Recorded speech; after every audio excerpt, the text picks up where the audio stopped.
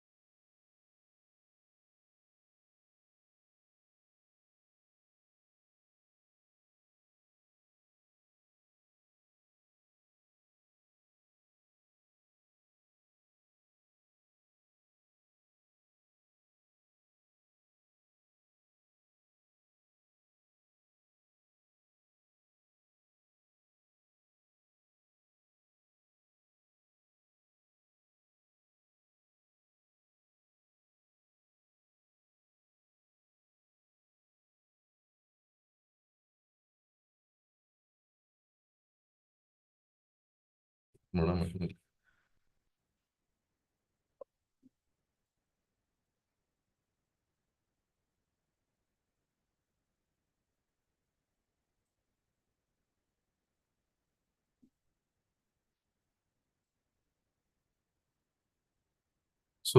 a very good morning to one and all. Respected resource person, Dr. Ashwini Kumar Bhardwaj sir has joined this cloud meeting. So, on behalf of UGC Malviya Mission Teachers Training Center, I welcome Dr. Ashwini Kumar Bhardwaj sir to this uh, morning session. And I would now hand over the session to him. Over to you, sir. A very warm good morning to all the participants on behalf of Malviya Mission Teachers Training Program. I'm thankful to Dr. Babasaheb Ambedkar Marathwada University for organizing this particular program and sensitizing the teachers about NEP 2020. I think I'm audible. My voice is clear.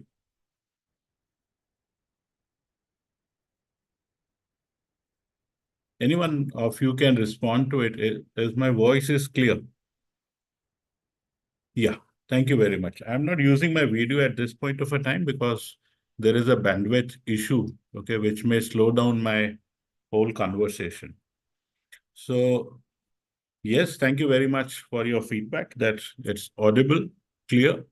I would like to know which languages I should speak. Should I continue with the English or should I mix English and Hindi both for the convenience of the audience?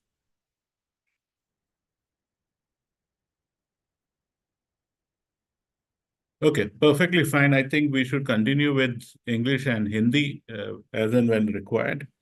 So, my topic for today is skill development in higher education with reference to NEP 2020. Before going into the core area of what I would say skill development, I would like to focus upon that are we the present education system, or we talk about before 2020, the national education system, there was significance, what I would say, importance given to skill development, but the present NEP talks about vocational education right from the schools. We have seen it out. What is the standard of skilling as we talk about in higher education? Probably there was not too much of a focus on skill development. And we have always heard about that industry used to be always complaining that what we are offering to our learners or the graduates or the postgraduates, maybe from the background of, even from the technical background, which is supposed to be highly professional, okay, which is supposed to be something high on employability. I'm not talking about at this point of a time about our arts, commerce, and science graduates. Even the institutes, those who are offering vocational education as their predominant core area, okay, maybe from engineering and all, we used to always find that there is a gap between what the industry is asking for and what the academics are offering as such.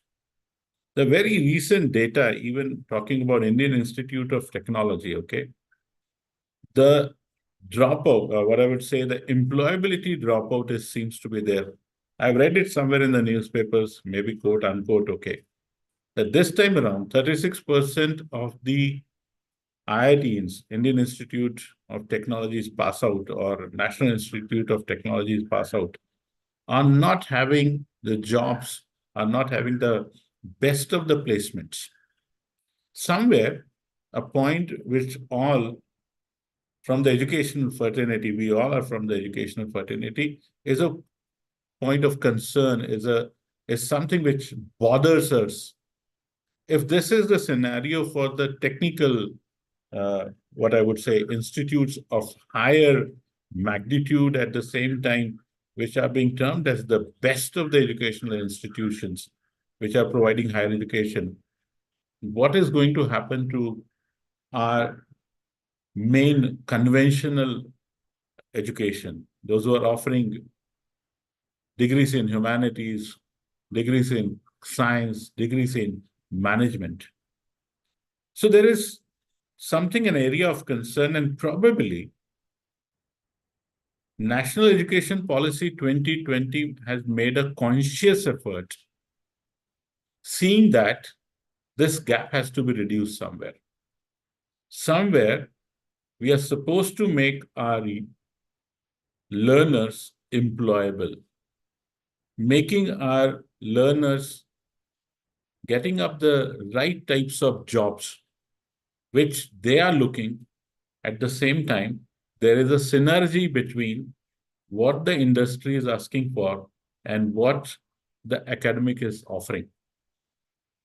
So bridging this gap, and before going into much of the details, okay, we are supposed to see that this education policy proposes a complete revamping of all aspects of education, including educational structure, regulations, governance, to create a new system which is going to be aligned with the 21st century students. The objective is high. The aim is high, that we are going to create the citizens which are going to be compatible with the 21st century. At the same time, according to this policy, by 2025, at least 50% of the learners through the school will go to higher education. Now we are talking about something about the gross enrollment ratio. Now, which is at this point of a time is somewhere in between 19 to 21%. By 2025, we are looking for an upward movement, and that upward movement is quite steep if we talk about. By 2025, that means the next academic year, we can consider that 2 years of pandemic actually has slowed down the implementation of national education policy for no doubt. So even by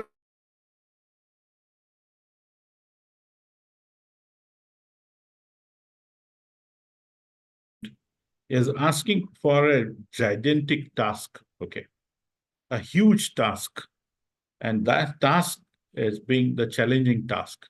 So from the schools and at the school level, the NEP is focusing about 100% gross enrollment ratio.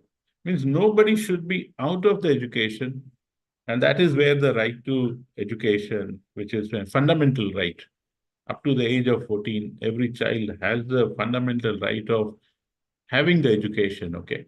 The best of the education, I would like to say. So from compulsory, mandatory as a fundamental right to higher education, where we are looking forward for almost 50% students enrolling in the institutes of higher education, colleges, universities, and all. So it's a big task.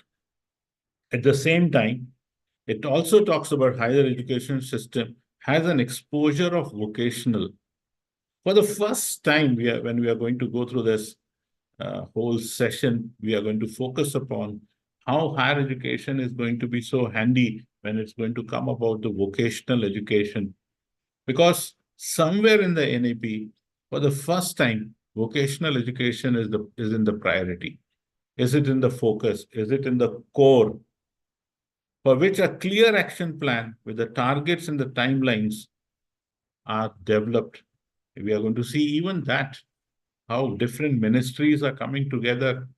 To my best of the knowledge, 21 ministries across the spectrum are coming together to see that how this vocational education is being implemented successfully. So there are timelines, there are targets. It's not going to be a very organic way of going. It is going to be something which is going to be streamlined, which is going to be time bound. There are going to be time lags to it. And these are somewhere slowly and steadily developed.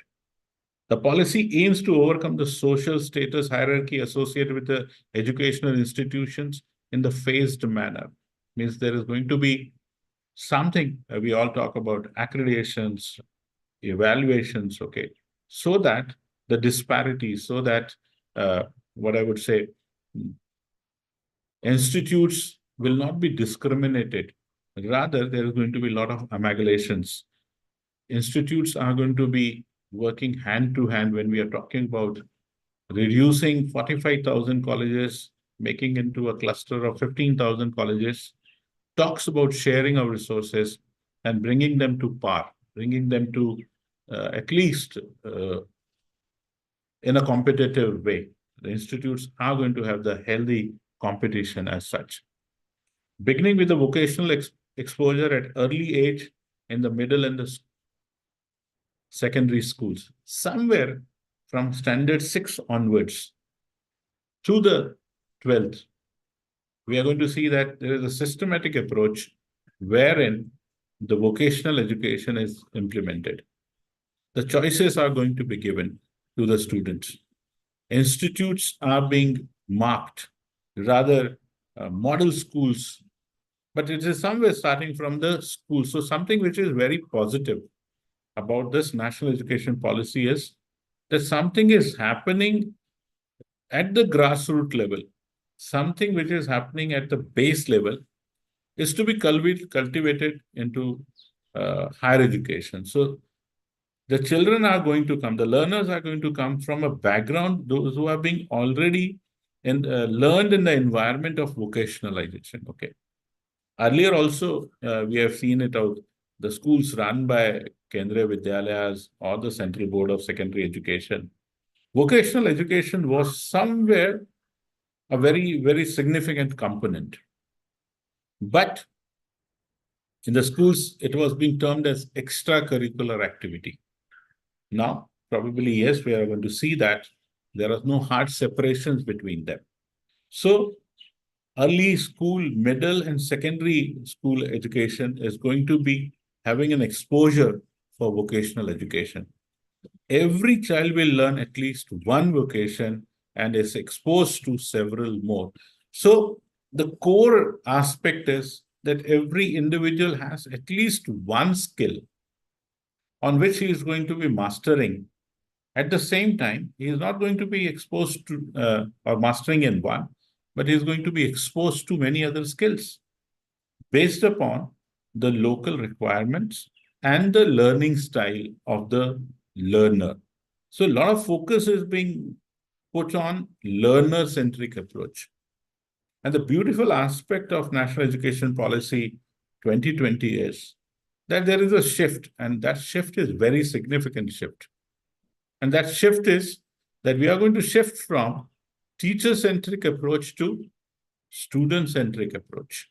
So that there is something significant importance which is being given to the learner, that what the learner wants to learn.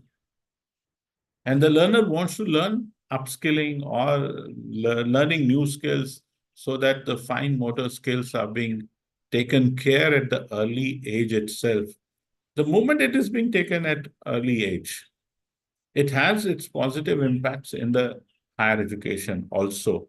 So, beginning early exposures, at least one vocation and exposed to several others, this would lead to emphasizing dignity of labor and importance of various vocations involving Indian art and artmanship. Somewhere in the years, okay, where we are moving towards high-end technology, where we are moving from what I would say cutting-edge technology, moving into a digital world, somewhere we are losing our, what I would say, touch of Indian art and the artmanship into it. Going back to the basics of what artmanship India used to enjoy, can we go from emphasizing on developing the local skills required at the local aspect, local, what I would say, market, and then moving to global skills, strengthening the local and moving towards the global skills at the same time. This would emphasize the dignity of labor and importance of various vocations involving Indian, as I've said, artmanship. By 2025, at least 50% of the learners through the school and higher education system shall have exposed to vocational education. So huge number of trained, skilled people are going to come out by somewhere by, as I said, yeah, pandemic has taken us at the back foot, but not very significant 2 years of a back foot, but we are aiming for matching up. So somewhere by 2025, 26, 27, 50% of the learners from the school and coming into higher education will be exposed for vocational education, for which a very clear-cut action plan is being made. Now, vocational education will be integrated in educational offering of all secondary schools in a phased manner over next decade. So something which is going to go by step, going to be going by in a chronology, in a very phased manner. In some cases, a pilot study, but in a very systematic manner, a planned manner. So in the next decade, by if you talk about 2020 and if it is being implemented in 2022, by 2032, our educational institutions, right from the schools and to higher education, is going to be skill development and enhancing the skills is going to be the focal area, because that is what industries are also asking for. The development of vocational capacities will go hand in hand with the development of academic and other capacities. Now, this is something, a point where we are going to go in hand in gloves with skilling, vocational capacities, at the same time academics also. So the hardcore subjects in the academics will be definitely going to be taken care. But at the same time, the learner is going to be given one minimum skill. So whenever he goes into the market, he is ready to face the challenges of the market. Today we find it out. We say that our students are not ready for the market, or whatever the market is asking, we are not able to see that the children are having that sort of the skills in that. At the same time, to achieve this objective, secondary schools have to collaborate with Indian IITs or ITIs, industrial training institutes. At the same time, we can say the institutes, those who are offering polytechniques, those who are offering diplomas, local industries. That means the schools and the colleges have to go a step forward, asking for industrial support, asking for the collaborations, asking for the MOUs, so that this vision, so that this dream, okay, which at times seems challenging, seems not impossible, but somewhere we are supposed to gear it up with the local industries, what the local, what I would say, skills or the technologies which they have, maybe raw technology, okay? But we have to see that there is a proper tie-up between the industries and the industrial training institutes. Skill labs will be able to set up and create in schools and hub, and it can spoke the model.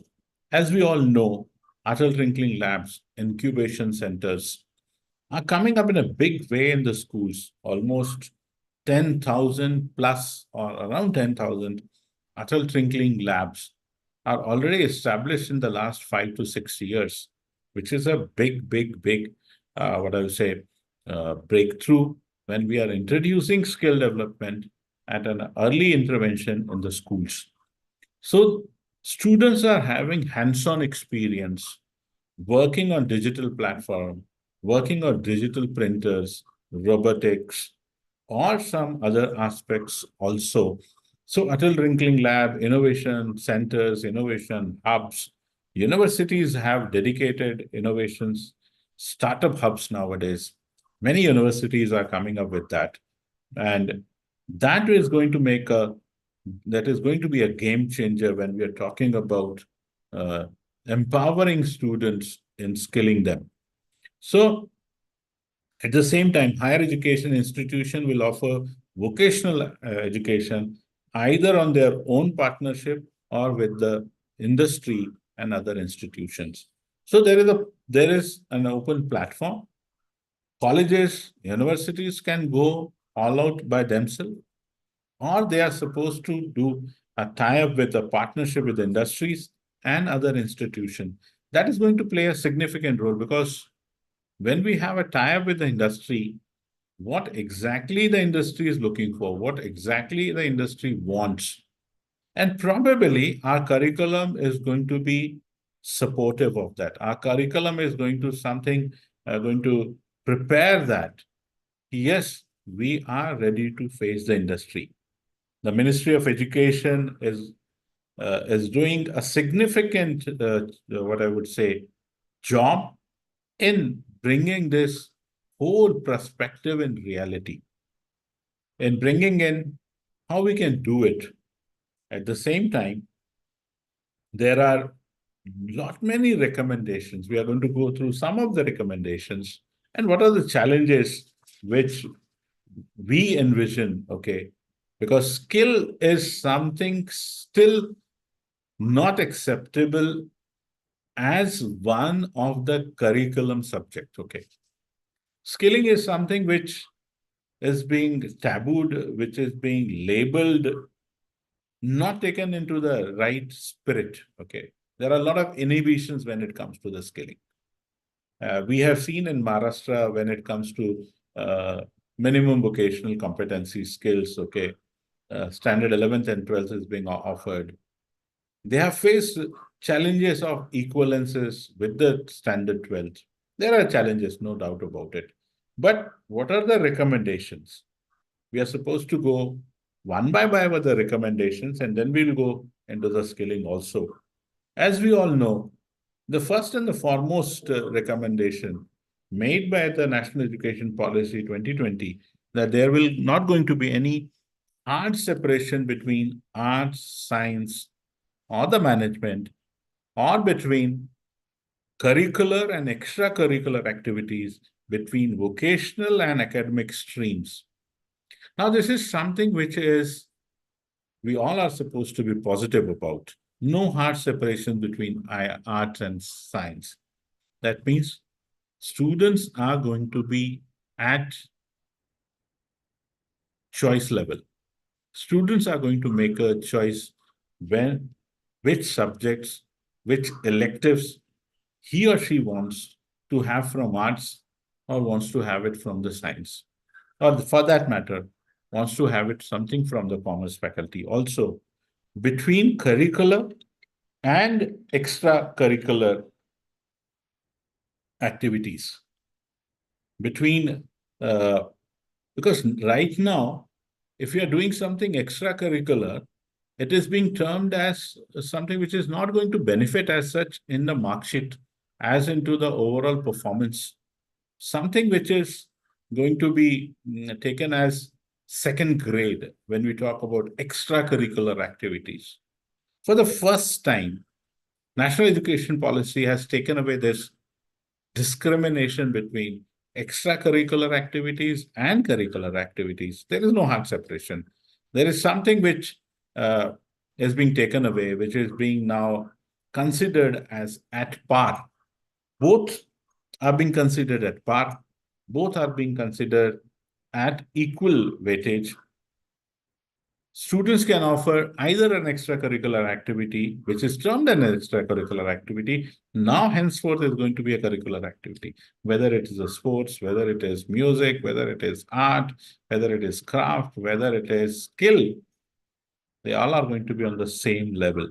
At the same time, something which is known as a vocational and something which is known as academic streams, henceforth, through the national education policy, these are being dismantled. Something is being bulldozed now. Something which has been taken a backseat. There is not going to be hard separations. There are going to be an equivalence. The moment there is an equivalence, even the parents encourage their children to go for that. Since in the past there were separations, there were something which an extracurricular activity is to be looked as an extracurricular activity, something which the child used to enjoy out of the hobby, out of something like that. Today, he or she is going to be. There is a question from that fantastic student can choose. They can choose from early. They can start from 8th standard onwards. Okay, they can change. They can pick up their subjects now. Something which astonishing done by the national education policy is that the students are going to pick up the subjects. Okay, the students are going to pick up which subject they love to learn. Now, there are challenges. Okay. The moment I say student centric, student is going to the game changer, student is going to somebody who is going to see his comfort zone to learn. Till now, it was everything was rigid. There was hard separations. Choices for the students were very limited. Electives were not offered. But this NEP is giving something yeah, there are going to be the board exams. Okay, board exams are not being taken away. So 10th and 12th are going to be the board exams. So every state is going to run its board. And as we all know, education is one subject which is being under the state. So state governments have their own say. So we have seen it out how it is being implemented in different states because education is a state-owned subject.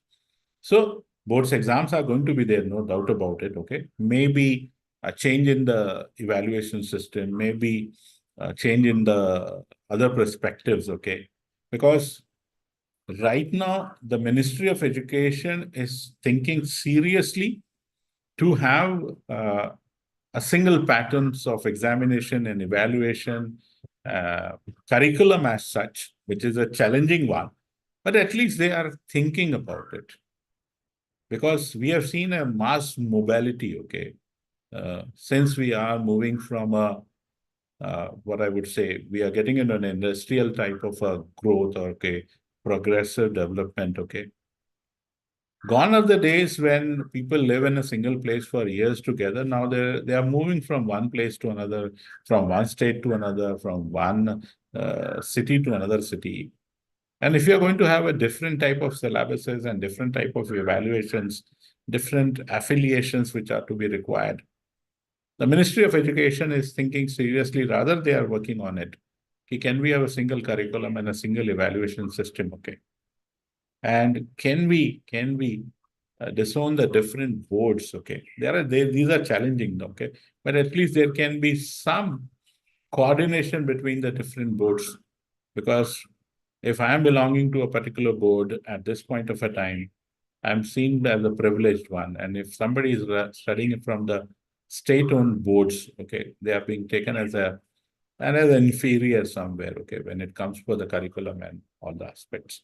But Ministry of Education is going to, yeah, will autonomy be useful if common curriculums are coming up? The Ministry of Education is talking about autonomy at different levels. Okay, colleges are going to enjoy autonomy. Schools, as I've already said, it's a state-owned subject. The states have to take up a call. Just a minute, I have a call. Just a minute. It's an important.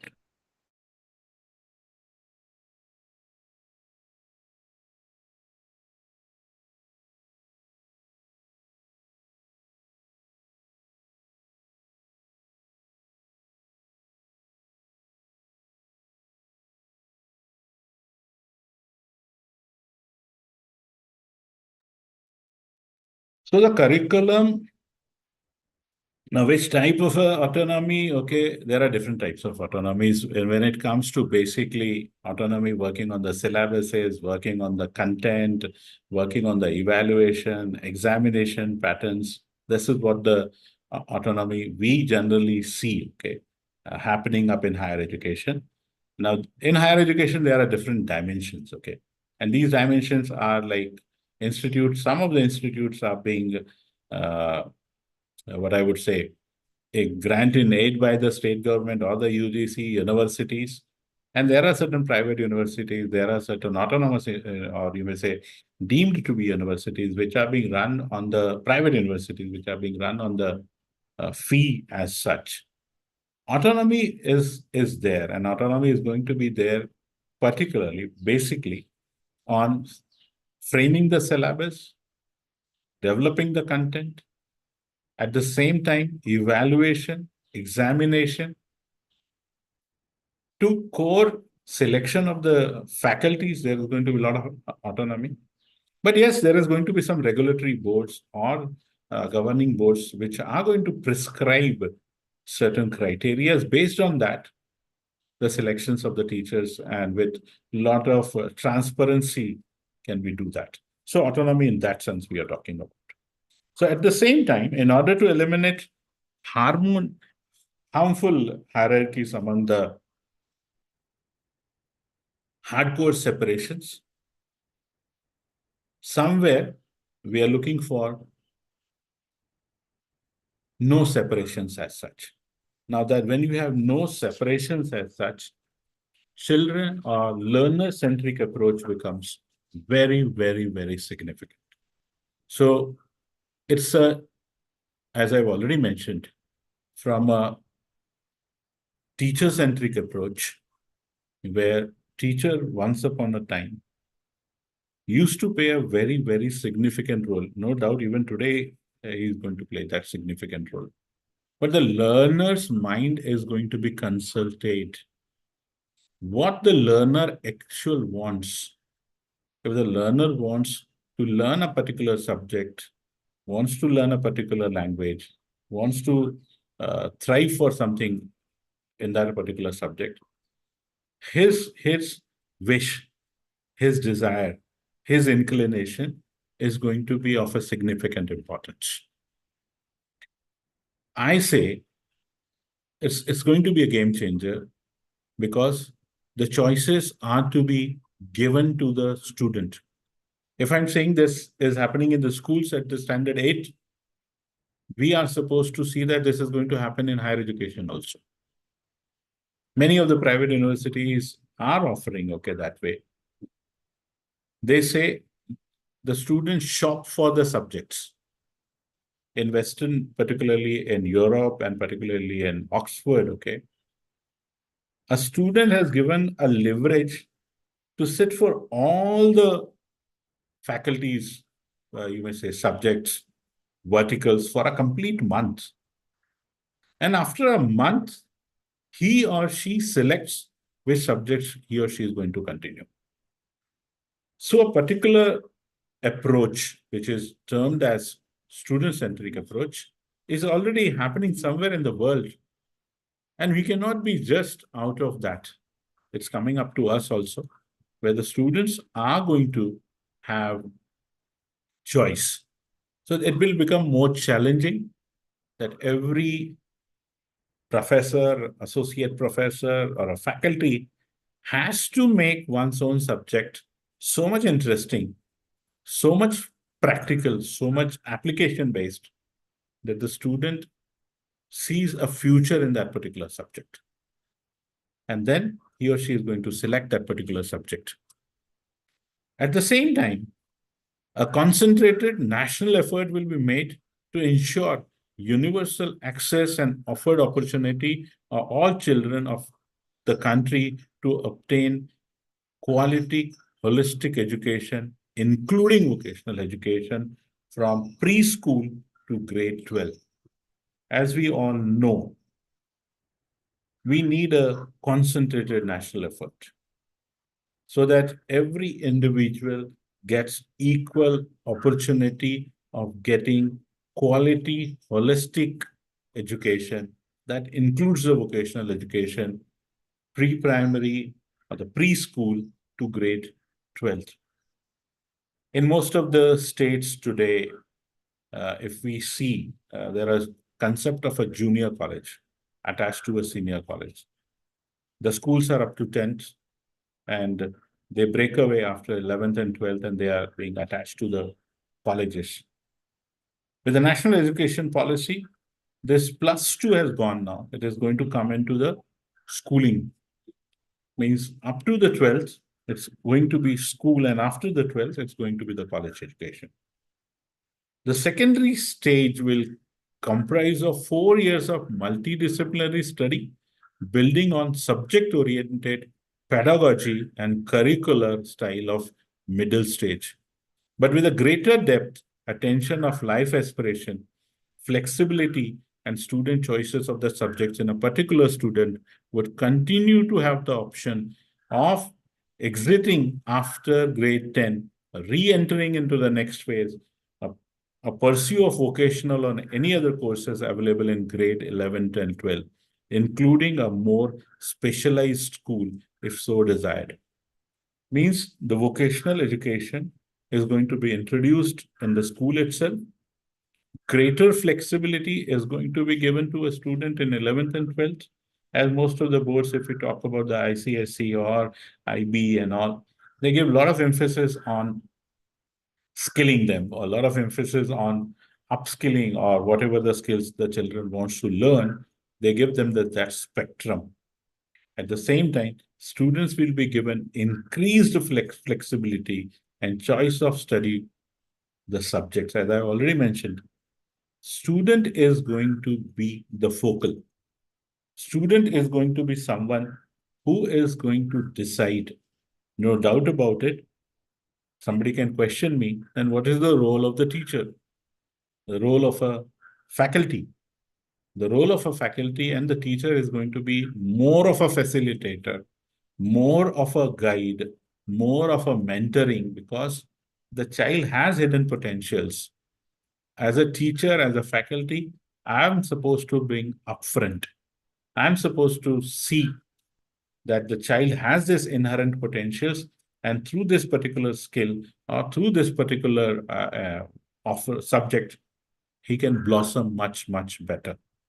So the flexibility and choice of subjects to study, particularly in secondary school, including subjects in physical education, a significant, very significant, or a path-breaking decision taken by the national education policy for the first time has given a significant importance to physical education. Till now, it's all about the mind development. It was all about cognitive development. It's all about remembering. It was all about reproducing. It was all about memory. But the fundamental on which this whole mind or the mental or the cognitive domain is dependent upon the physical strength, the endurance, the stamina, the flexibility. Sorry to say, previous education policies has not given that significance importance to the physical activities. For the first time in the curriculum, 45 days mandatory, 45 days, no, I'm correcting myself, 45 minutes of physical training, sports activity is made mandatory for every school children. Something is happening at the school level, will definitely going to reflect in the higher education also. So, including physical education, which was like a previously a extracurricular activity, now no more remains an extracurricular activity, is a curricular activity where sports is also one of the subject which is going to have reflected in the mark sheet with the marks or the grades, whatever it may be. The arts and the crafts and the vocational skills, even today, we see these subjects like physical education, arts, crafts, vocational skills were somewhere marginalized, somewhere kept it at the, what I would say, at a secondary level, not at the primary level, not as a core subjects. They were treated as second grade subjects so that they can design their own paths for study, for life plans. Something we are supposed to see, the aspiration of the youth, aspiration of the child what the child actually wants. We have seen in the school days also, we have seen we are supposed to be always inclined towards the sports activity, towards the physical training activity or the games period eagerly waited for. Over and the above, the subjects which are to be like our hardcore subjects, which may be languages, which may be anything else, where some were having a second preference. But the first preference was always towards the sports. But at the same time, we have seen it that these sports were not given that importance. Come the examination times, most of the sports periods were converted into subject periods. Most of these activities normally are being stopped before the examination. And examination before the examination, it means if you're facing the examination in the March, all these activities used to literally get stopped by the month of October, focusing only on the mental faculty development, focusing only on the cognitive development. But physical is the important vertical, which was neglected in the past. But the national education policy, for the first time, is made it mandatory. The moment I say mandatory, it is rule by thumb. It is something which has to be taken in that way. It has to be implemented. It cannot be any more alternatives. It is not anything which is being given as optional. 45 minutes every day, a child can go for yoga, can go for physical exercises, can go for PT, can go for sports, basketball, volleyball, hockey, whatever it may be. But the child has to go through that physical endurances or the physical capacity building that is made mandatory. And I find it very, very significant change in the whole of the educational system when it comes to the school education. If you have अगर आप सुदृढ़ रहेंगे तो ही शायद हम सुदृढ़ विचार कर सकें. अगर हमारा शरीर तंदुरुस्त है तो शायद हम अपने दिमाग को भी ऐसा तंदुरुस्त रख सकें. अनफॉर्चुनेटली आज शरीर की तरफ कम ध्यान दिया जाता है और हमारी जो मेंटल फैकल्टी है उसकी तरफ ज्यादा ध्यान दिया जाता है. आजकल बच्चों को पोस्ट पैंडेमिक आपने देखा होगा, बहुत ज्यादा इश्यूज आए हैं. अटेंशन फोकस नहीं हो रहा है, बैठ नहीं पा रहे हैं, एक्टिविटीज को फोकस नहीं कर पा रहे हैं, कंसंट्रेशन नहीं कर पा रहे हैं, बहुत ज्यादा फिजिडिटी आ गई है, लैक ऑफ इंटरेस्ट दिखता है, लेजीनेस आई है. मुझे लगता है कहीं ना कहीं अगर स्पोर्ट्स इंट्रोड्यूस किया जाए और एनईपी वो कर भी रहा है तो एक बहुत बड़ा पॉजिटिव चेंज जिसको हम कह सकते हैं वो हमें देखने को मिल सकता है. So physical activity is the core which NEP has brought into right from the schools. And probably, yes, we are going to see something happening equally significant in higher education also. Integration of vocational education programs into mainstream education in a phased manner is significant. Okay, we are supposed to introduce vocational education, making it a mainstream education. Because if you are not going to make it mainstream, if you are going to keep still as one of the choice or one of the, what I would say, option, probably vocational education is not going to flourish. And there comes how we are supposed to make it, bring it into the mainstream education in a phase. No doubt we are talking about phased wise. We are not talking about bomb shell. Okay, we are not putting bombs. Okay, we are saying that we are supposed to bring it in a phased manner because right now the mind is very rigid. Bringing creativity in a rigid mind, and that too all of a sudden, is not going to be accepted by the mind itself. But if we go by phase, if we go by step, yes, we will make a significant and positive change in the whole of the educational system, bringing vocational education as one of the mainstream subject, including beginning with vocational exposures at early age, middle, and secondary. Every level, somewhere the vocational skills have to be introduced. The outcomes are magnificent, okay? There are studies which are being conducted where the schools have vocational education. They have seen the academic results have significantly improved because they have a proper hand and mind coordination. Their psychomotor skills are developed properly. They know how to work in a team as a team player, because most of the skills, if you are supposed to do a project test, has to be done in a team.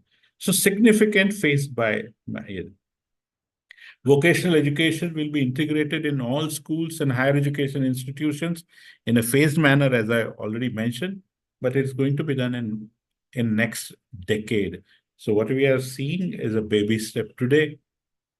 We are going to see a significant happening and positive happening in the decade. Focus areas for vocational education will be chosen based on skill gaps analysis and mapping of local opportunities. I have mentioned in the beginning, we have to identify what are the gaps. And we find it out. There are significant gaps actually. And these gaps are mismatching with what the market asks for and what, as an academic institute, I am offering. And when there is a gap is bigger, we find it out, the employability decreases. When the gap is less, the employability goes up. So we are supposed to see what is these gaps.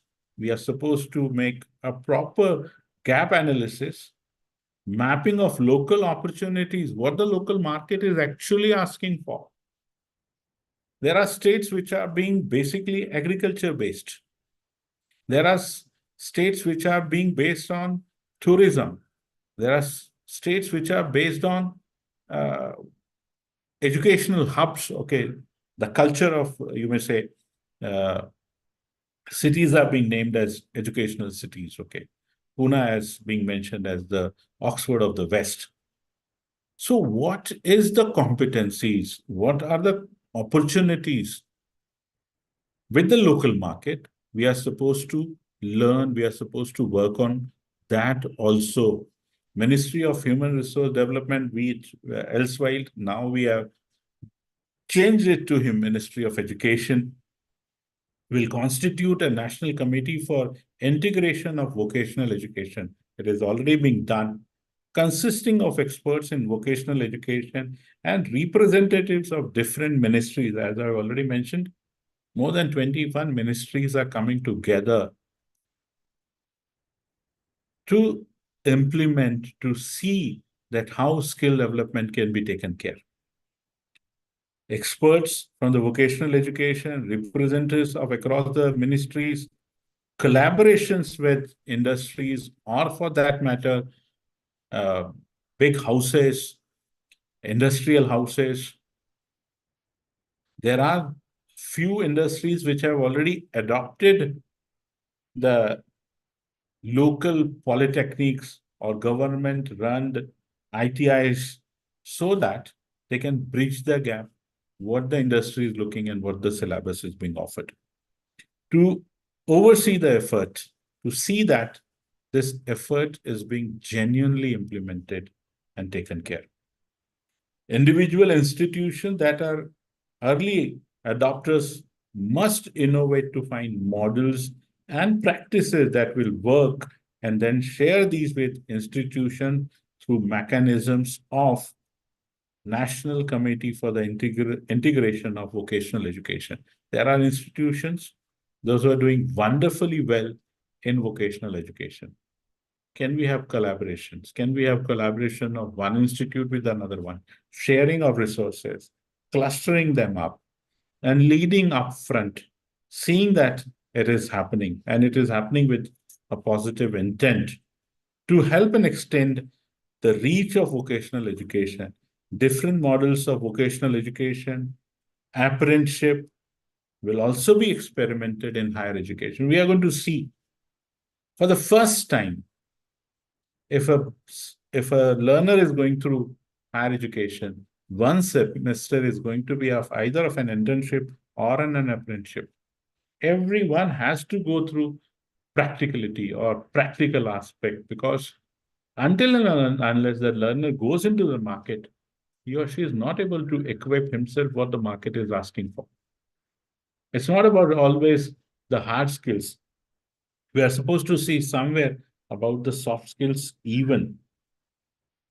And that makes a significant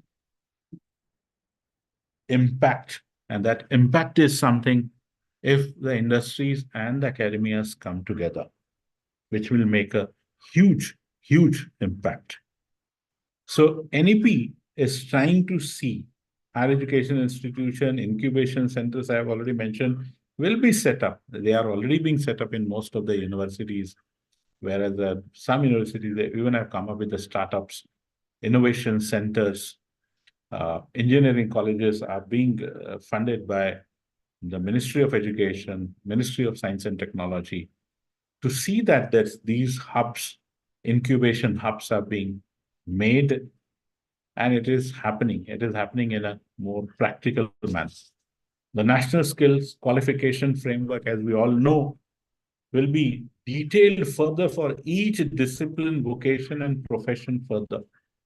The minus to minus, microscopically analyzing every task, every job, preparing the job descriptions. Most of the time, it is not being done. Today, the Ministry of Labor, the Ministry of Industry, the Ministry of Education are trying hard so that every job description, specifications comes up in a write-up. Before applying for a job, no doubt, yes, most of the industries, they do it. But I should know prior to it, if I am supposed to go for example, I want to go for a public relation officer. I want to go for as a licensing officer. I want to be a secretary, or I want to be an assistant secretary. What is the portfolio of an assistant secretary to the MD or to the CEO? Everything has to be noted down. The Ministry of Labor or International Labor Organization in Britain has already done for the European nations job description for everything. Somebody is asking me when it is going to be implemented, when the students are going to choose the subjects. As I've already mentioned, it is a state-owned subject. So every state will take their own time, but it is going to be implemented because most of the states have accepted not only the draft resolution, but the outcome of the national education policy in totality, in some cases partially. But when it comes to the vocational and the choice of the subjects, most of the states don't have a difference of opinion. So in some states from the next academic year, in some states it may be next to next academic year, but it is going to be implemented for sure. Because now implementation has challenges also, okay? The moment we give the choices, we are supposed to see that whether we have trained teachers for that, trained faculties for that, whether the resources mobilization is there. We are going to talk about the challenges also. Okay, but it is going to be implemented. What way, how it is going to be implemented is yet to be looked at. But yes, in principle, it is being accepted.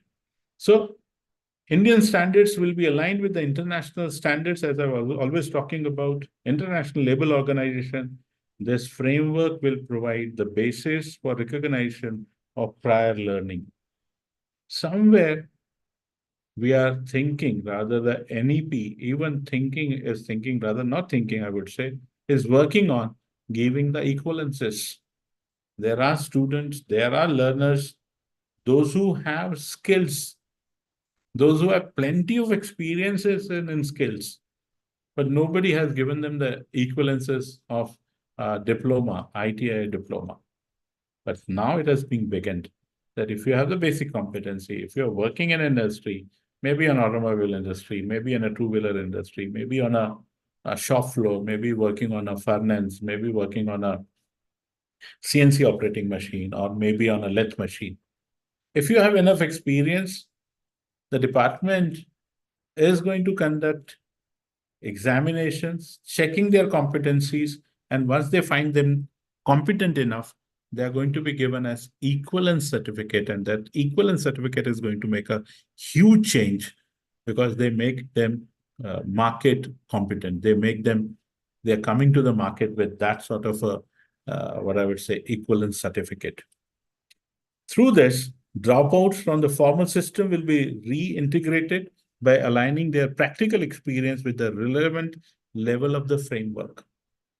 Means, even if a school dropout, maybe it's at standard 8, maybe standard 10, might not be able to complete the matriculation, but somewhere was involved in the vocational, somewhere was involved with the industry. If he or she possesses the basic skills, technical know-hows, he or she is going to be given an equivalence certificate. So it makes them more market supportive, more market adaptable, acceptable, I would like to say. Because at times when you don't have a piece of a paper, you are being denied an opportunity. Whether it's a diploma, whether it's a certificate course, whether it's a degree course, if the learner gets equivalence, it can make a huge impact in the market. And once they get this certificate, okay, then they are always having a better chance of earning also. Because today, when they don't have a certificate, a paper, which has a huge value in the market today, and when they get this particular type of a certificate, their buying capacity, their bargaining capacity for the better salaries goes many folds up. A huge positive change in giving equivalences certificate also. NEP is trying hard in increasing the gross enrollment ratio to 50% by 2035. I say it's a gigantic task. But whosoever is going to come into the higher education somewhere has to pick up a basic skill. At the same time, when we talk about the aim will be increased to gross enrollment ratio in a higher education, including vocational education, which somewhere is 26%, which we normally say are invariably 21 to 26. By the year 2035, we all are aiming to reach to a magic figure of 50%. Something, as we all say, a holistic, multidisciplinary education is coming up in a big way. This policy is envisaged a broad-based, multidisciplinary, holistic education at undergraduate level for integrated, rigorous exposure to science, arts, humanities, mathematics, professional fields, having imaginative and flexible curriculum structures. The moment I'm saying flexible curricular systems, creative combinations of study, integration of vocational education, and multi-entry and exit. As we all know, this is something, again, learner can go for the graduation as per his or her mindset. We have seen some learners actually wants to take a break. But because of the rigid system, the past which one was the 3 years of a graduation, you can't exit and you can't entry after a certain period of a time. He or she is to be completely left out. But today, that multiple exit and multiple entry has made learner again a focused one. A learner who is right now at the central figure because he wants to learn by his or her pace.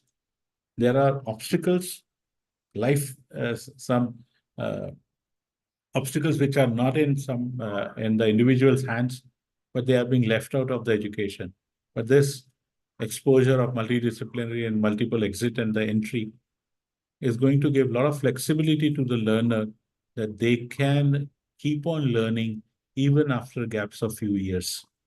A holistic And multidisciplinary education will help develop well-rounded individuals which are going to possess the 21st century skills, critical capacities in the field of across arts, humanity, languages, science, social sciences, and professional, technical, and vocational fields. And something which is going to be a significant move from a very rigid to a more flexible uh, engagement. It also talks about the soft skills such as communication, discussion and debate, and rigorous specialization in a chosen field or fields. Such a holistic education shall be in a long term the approach of all the undergraduate programs, including those of a professional, technical, and vocational, no hard separations. The learner is going to pick up. The learner is going to make a choice. And the learner is not going to make up a choice within your campus. He can go out of the campus also. Something which is more interesting, something which I actually wanted to learn is happening in other campus. I can go for that choice also. As we all know, that the undergraduate degree will be either of 3 or 4 years, as we all know, that with multiple exit options within this period, with appropriate certifications, a certificate after completing 1 year in a discipline or a field including vocational or professional areas, or a diploma after 2 years of study, or a bachelor of 3 years program, or a 4 years multidisciplinary bachelor program shall be preferred options since it allows the opportunity to experience a full range of holistic and multidisciplinary education in addition to focus on the chosen major and minors as per the choices of the student. An academic bank of credit will be established, which would be digitally store the academic credits earned from the various recognized higher education institutes so that degrees from the higher education institutes can be awarded taking into account of credits earned. So it's pan-India. I can earn a credit in one state. I can carry forward that credit in other state. So it is going to be a bank of credits. Multiple disciplinary approach is going to be a game changer. We are going to take a conscious break over here for 10 minutes. And after that, we are going to join again. So there are 129 participants. Are you all there right now? Are you listening to me, what I'm saying? We are going to take a 10 minutes break, okay? And that 10 minutes break is starting now. We are going to meet after, around 12:55. That is the time when we are going to join again. So even you, if you would like to have a water break or a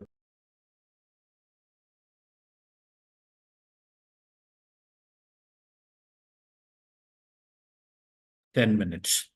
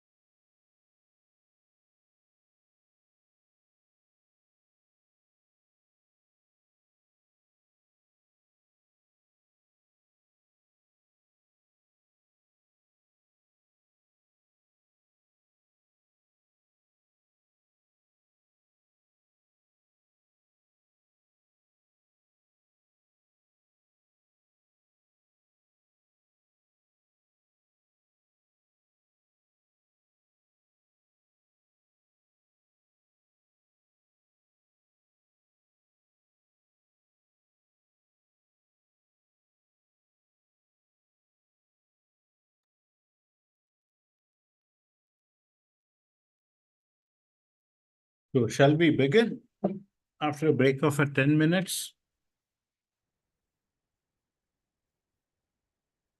You can put your response in the message. Perfect. Thank you. Now we are supposed to see what are the way forward, okay, when it comes to skill development and higher education. What are the way forward, okay? The National Education Policy, NEP 2020, has the has seen potentially explosive growth of vocational education in the country, since it requires all educational institutions to integrate vocational education into their offerings. Now, remember one thing. Previously, vocational education used to be always in the domain of institutions, those who are providing technical education. We were somewhere labeled them that these are the institutes, those are supposed to provide the skills. Now, the scenario has changed with the NEP. Now it says that all educational institutions to integrate vocational education into their offerings. Now, this will bring a very large number of schools, colleges, and universities into the fold of potential vocational education and training. So, for that matter, it's an opportunity also that conventional schools, conventional colleges, conventional universities has to offer potential education training during coming decade and making it vocational education training available to millions of students. If you talk about, it's a big, big opportunity. But there are various challenges for vocational education training, and action has to be taken to address the challenges, including few of them, which I am discussing right now. The first and the foremost challenge: overcoming the social status hierarchy associated with the vocational education.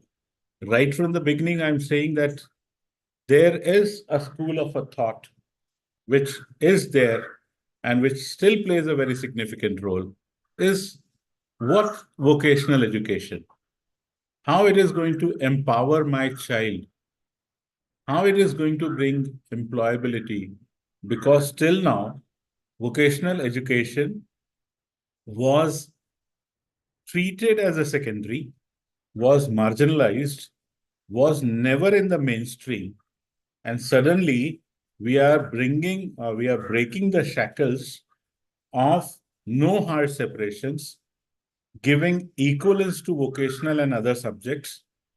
Now there is a social judgments about it. There are certain statuses which are associated, or hierarchy is associated with it. And we are supposed to overcome that. And when we say that we want to overcome that, that means what are supposed to do? There need to be certain actions. There need to be certain remedies. There are supposed to be something which we all are supposed to do. And what we can do? Organization, we are supposed to create awareness programs to change the general perception and attitude towards vocational education. क्या करेगा ये skill लेके, तेरे को नौकरी मिलने वाली है क्या, स्कूल में ये सीखा क्या हुआ? Now there are certain perceptions, there are general perceptions, there are attitudes towards this vocational education. We are supposed to create awareness programs. We are supposed to create orientation programs. General awareness कैसे बढ़ा सकते हो? Vocational exposure to children, grade 6 onwards, in all secondary and higher secondary schools. As I already mentioned, since it's beginning in the schools, the culture is going to change. It's not happening only in the universities or in the colleges. something which is happening in the school. So learner is going to take up that knowledge, that what I would say, skill as a legacy for going into the higher education. So he's not going to feel awkward that what he's going to learn in the college, which he has actually taken up in the school itself. So grade 6 onwards, information, education, communication, media campaigns. Yeah, we have to break this thought process about the inhibitions about vocational education. We have to write, we have to circulate, we have to communicate. We can use digital platforms and media campaigns. No, vocational education is not what traditionally we used to think. Vocational education is something which is a forward-looking, which is going to bring employability to our children. So we have to put communication into it. We have to put a system into it, preparation and distribution of brochures, leaflets, pamphlets, videos to show on vocational education and courses. What these vocational courses can bring in, whether they are going to bring in employability, whether they are going to bring in hand and body coordination, mind and hand coordination, how it is going to be beneficial, how it is going to bring a positive change in the outlook of the students' performance. So we have to do ad campaigns, we have to do awareness programs, we have to use science and technology for that, because now it's a digital world. We have a lot of social presence, or social media presence is playing a very, very significant role. The second challenge which we see is integrating vocational education with general education, with focus on social inclusion, gender equality, and inclusive education. Because we are talking about integration and bringing it into every school, every college, every university. How it is going to be done? It's a challenge. But there are means to that how we are going to bring vocational education into mainstream. Introduction of skill-based activities, preschool to grade 11 or grade 12. Yeah, as I'm mentioning time and again, everything has to start from the school, because it is going to develop that culture which we all are looking in higher education tomorrow. So something which is happening down the lane can be picked up very well when it comes to the colleges. So skill-based activities from preschool to standard 12 can be done. Reforming curricula through enhanced content of vocational knowledge and skills, better course alignment with skill standards and interdisciplinary connections. Somewhere, rather than treating vocational subject in isolation, can we bring reframing our curricula so that it enhances the content of vocational knowledge and skills, better course alignment, and multi-interdisciplinary connections? Because if it is happening that way, if it is multidisciplinary, if it is having an alignment with a different subject, student will learn hands-on. When we create hard separations, then you give the choice to the learner whether you want to go for it or whether you don't want to go for it. The moment we create an interdisciplinary one, or we create that, okay, if you're doing this, then you have to do this also. The child is using or maneuvering in both the fields at the same time, by choice or by compulsion, okay? But he is learning. The moment he enjoys the taste of it, probably he can go forward. Developing a workplace-related skills with and attitudes through internship and on-the-job training. Yes. Something which we are supposed to do is changing the workplace related skills to be learned and attitudes through internship. The moment I go on for an internship for 3 months, or maybe for 6 months, or maybe for a semester, when I learn on ground, when I see I'm doing by my own through internship or through on-the-job training, as I've already mentioned, that the graduate programs or the postgraduate programs is going to have internship or apprenticeship as one of the component. And that component is going to help that the student, when they face the industry, they are coming up with some background through internship or apprenticeship that they know how industry work or what is the industry culture as such. So, offering on-the-job training for a particular semester, seeing that these on-the-job trainings are done under the supervision, reported under the supervision of a senior faculty, seeing that the supervision is being done, asked to the child what they are learning, what are their challenges, are they able to synchronize their theoretical knowledge with the practical application which the industry is looking for. We have to sync them. We have to see that it amalgamates properly. They work in hand and gloves. So on-the-job training is going to be a significant approach, changing that vocational education scenario, which is being sidetracked. And on-the-job is something where you learn by doing it. So over here, you're learning by either by mistakes, you're learning either by the success or by the outcomes. Introduction of vocational interest inventory to grade 8 to 10th for guidance for the students in making career choice.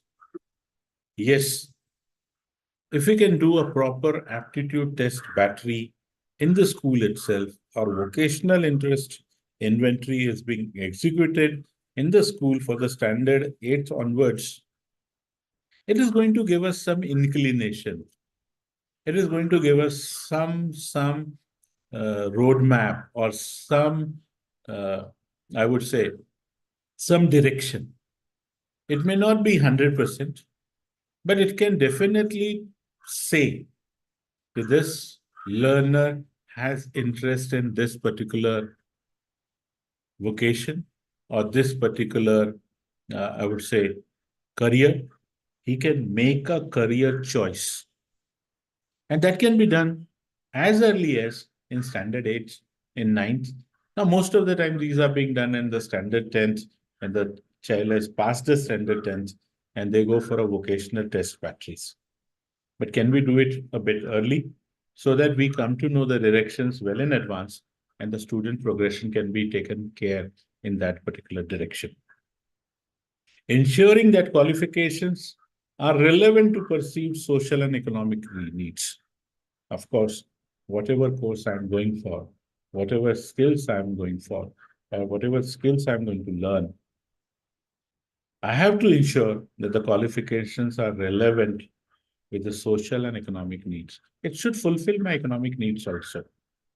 If I'm expecting a particular type of a economic gain out of it, or a package out of it, or a salary out of it, or a business out of it, whether that particular skill is giving me that sort of a head-on experience to encash my skills. If it is happening, I think it's going to change the scenario or the perception. National Occupational Standard, which is known as NOS, to be defined by agreed learning outcomes and applied consistently across all the institutions. There should be national occupational standards, which are to be well defined by agreed learning outcomes. What is going to be the outcome? Whether the skill which is being given is going to be what is needed by the industry, whether the right type of competencies are developed in the child or the learner, that he or she becomes competent to face what the industry is asking for.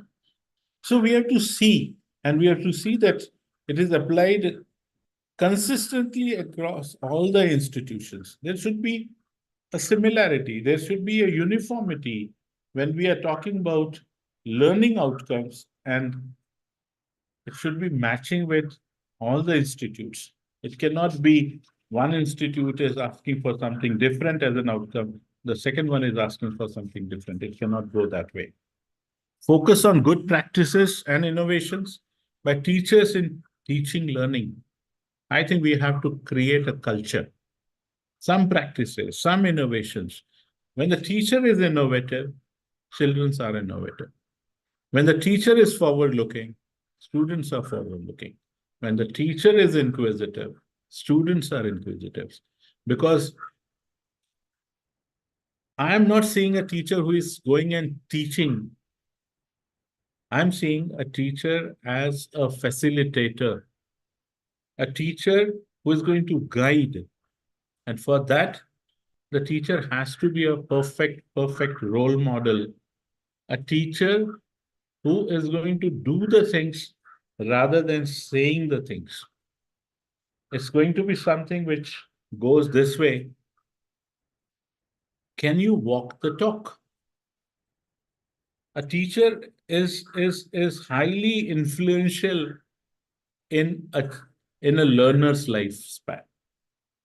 They are the role models to which these learners actually look upon, to see what the leaders, academic leaders, the teachers can do. And if the teachers are doing it perfectly fine, there is a very positive correlation that the learners are also going to pick it up. If the teachers are not up to date, not technology savvy, not upgrading their own skills, probably yes, then it will hindrance the learning process. Ensuring private sector partnership in funding the vocational educational trainings. Yes, a country like India, where we have lakhs and lakhs of schools, we have more than 45,000 institutions of higher education, where we have more than 1,000 plus or 12,000, 1,200 plus universities affiliated or recognized by the UGC, where we have few hundreds private universities, deemed universities, institution of national significance. We are always going to have short of funds. We are always going to need industries or private sector partnership. Maybe developing in the infrastructure, maybe developing the curriculum, maybe training our own resources, our own teachers, our own facilitators. So give big help is going to be needed from the industry. And this national education policy is looking positively towards the industries or the federations or the confederations of industries, which will come up in a big way in helping up, seeing that this scenario of vocational education changes. The third challenge, introducing Loka Vidya, indigenous knowledge and skills in schools through vocational education. Yeah, that is an objective. As I've already mentioned, that our Loka Vidyas are slowly and steadily are somewhere getting vanished, are somewhere going at the backseat, somewhere which is not being now remembered There are hardly people, those who know about these skills. How we are supposed to do it? Identifying locational crafts for organizing internship for students on indigenous practices. Every demography, every state, every, for that matter, district has certain local vocational crafts. And these crafts are now non-existential in some of the cases. But can we bring it up front? And how we can do that? By organizing internship for students on indigenous practices. What is indigenous? The moment I say indigenous, is something which is very local, which is very much Indian. Can we organize the internship? Yes, we can do it. Identifying local experts. Who are these experts? Maybe illiterate, may not be graduates, but full of expertise, full of knowledge. Identifying these local experts and conducting internship training for students. Under the expert who knows about the basic skills, who knows about how it is to be catered, how it is to be survived, or how it is can be saved, and only experts can do it. So we are supposed to identify the experts, local experts, so that they can very much come into the campus, or the student can go into their space to learn. What somebody says, vocal for local, perfectly right. Yeah, vocal for local, but in over the period of a time, this local has been not considered worth. And that's where the Loka Vijnan has taken a backseat. Whether it is Ayurveda, whether it is about our own culture, our own heritage, whether it is about the languages, whether it is about the transcripts, whether it's about so many things. In the process of learning something new, we are not able to hold on what is our best local skills. So can we pool them? Can we pool the experts conducting internship programs for the students? Community and industry partnerships for vocational exposure through informal internship programs. Yes, it can go a big way.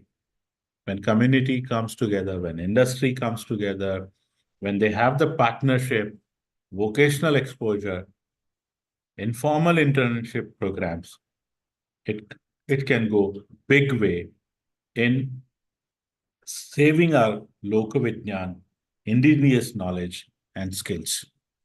Another challenge which we see is facilitating horizontal mobility for vocational students in schools.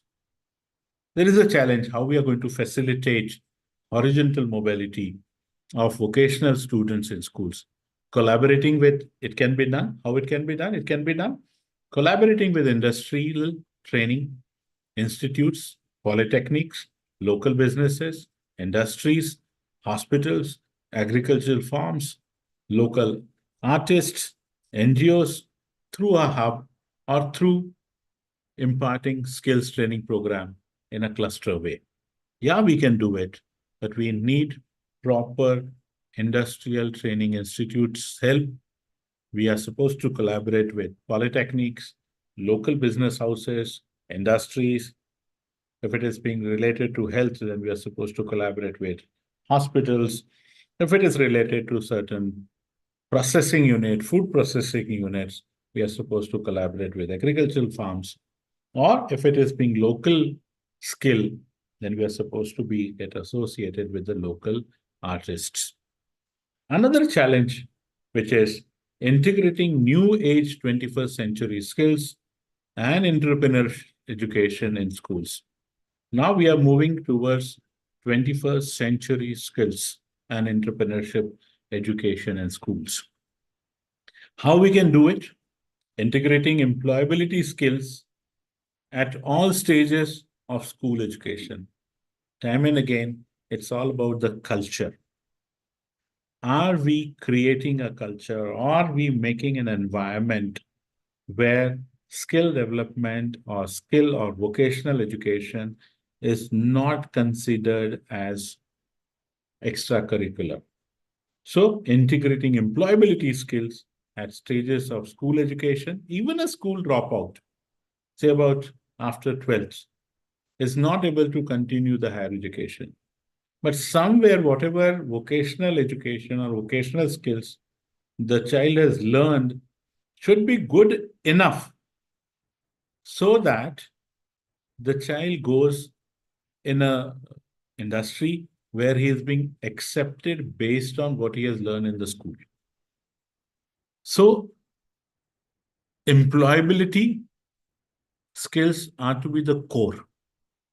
And that will bring a change, a positive change. When we see those school dropouts is not the target of the national education system, but there are circumstances in the real life where even if I want to continue education, but I'm not able to continue because I have to take the livelihood, okay, I have to bring the livelihood, I have to earn money to run my family.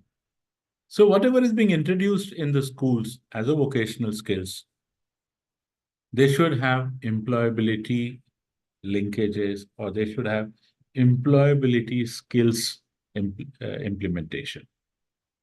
Integrating new technologies in vocational education training for preparing students for industries. Exactly. That should be the objective. An objective should be very loud and clear. What we are looking for. Are we looking for students, those who are going to face industries in the most positive way, where they are being preparing the students that industries are going to take them open-handed, welcoming them, rather than saying that even after your vocational training, we have to put lots of training from the industries, then you come at par, should not happen. Industries look for ready to transfer. Industries look for a bare minimum of time required by a trainer to be productive, rather than to be a non-productive, rather than to be a one who is going to be as a load or as someone who is going to be taken as somebody who has to be put a lot of efforts to bring it out to the level what the industry needs. Can we introduce vocational courses on the new and emerging skills demands of the industries? We have to look forward what the industry is demanding, what the industry is looking for. Industries may be looking for artificial intelligence. Industries may be looking for robotics. Industries may be looking for Internet of Things. All these things are which the industry is looking for. Does our curriculum include that? Or rather, it should include that. So whenever they go out of the system of education and when they go for the market, or when they enter into the market of jobs, they should have always a shot in their arm. Yes, I'm trained in my schools and my colleges on a particular vocational skills, and that empowers me to for a job. That gives me a leverage that yes, I'm competent enough to accept that particular job. Another challenge is which we see is promoting online and open vocational education. That's a challenge.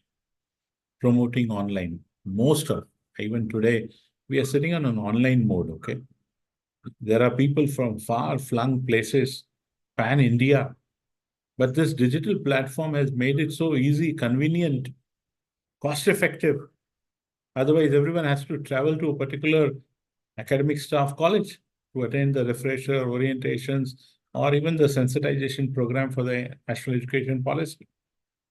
Today, we are sitting in our own homes.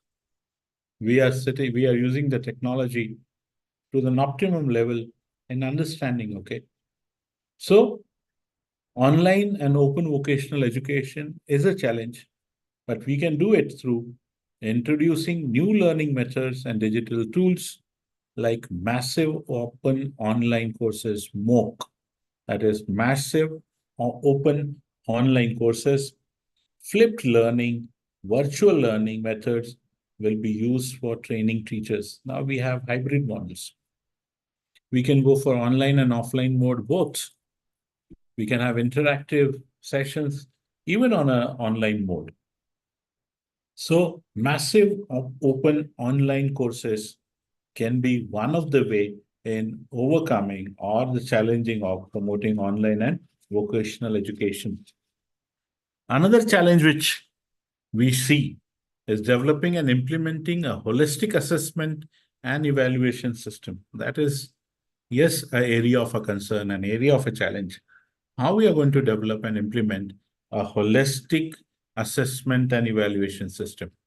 We are supposed to see what is that holistic and assessment system that can go, how we can overcome and action can be taken is conduct interest assessment and aptitude test to measure spatial abilities or readiness for learning in various vocational areas. Can we conduct interest assessments? Which is the area the learner is interested? Which is the area the child has the potential and ability? Aptitude is very close to the ability.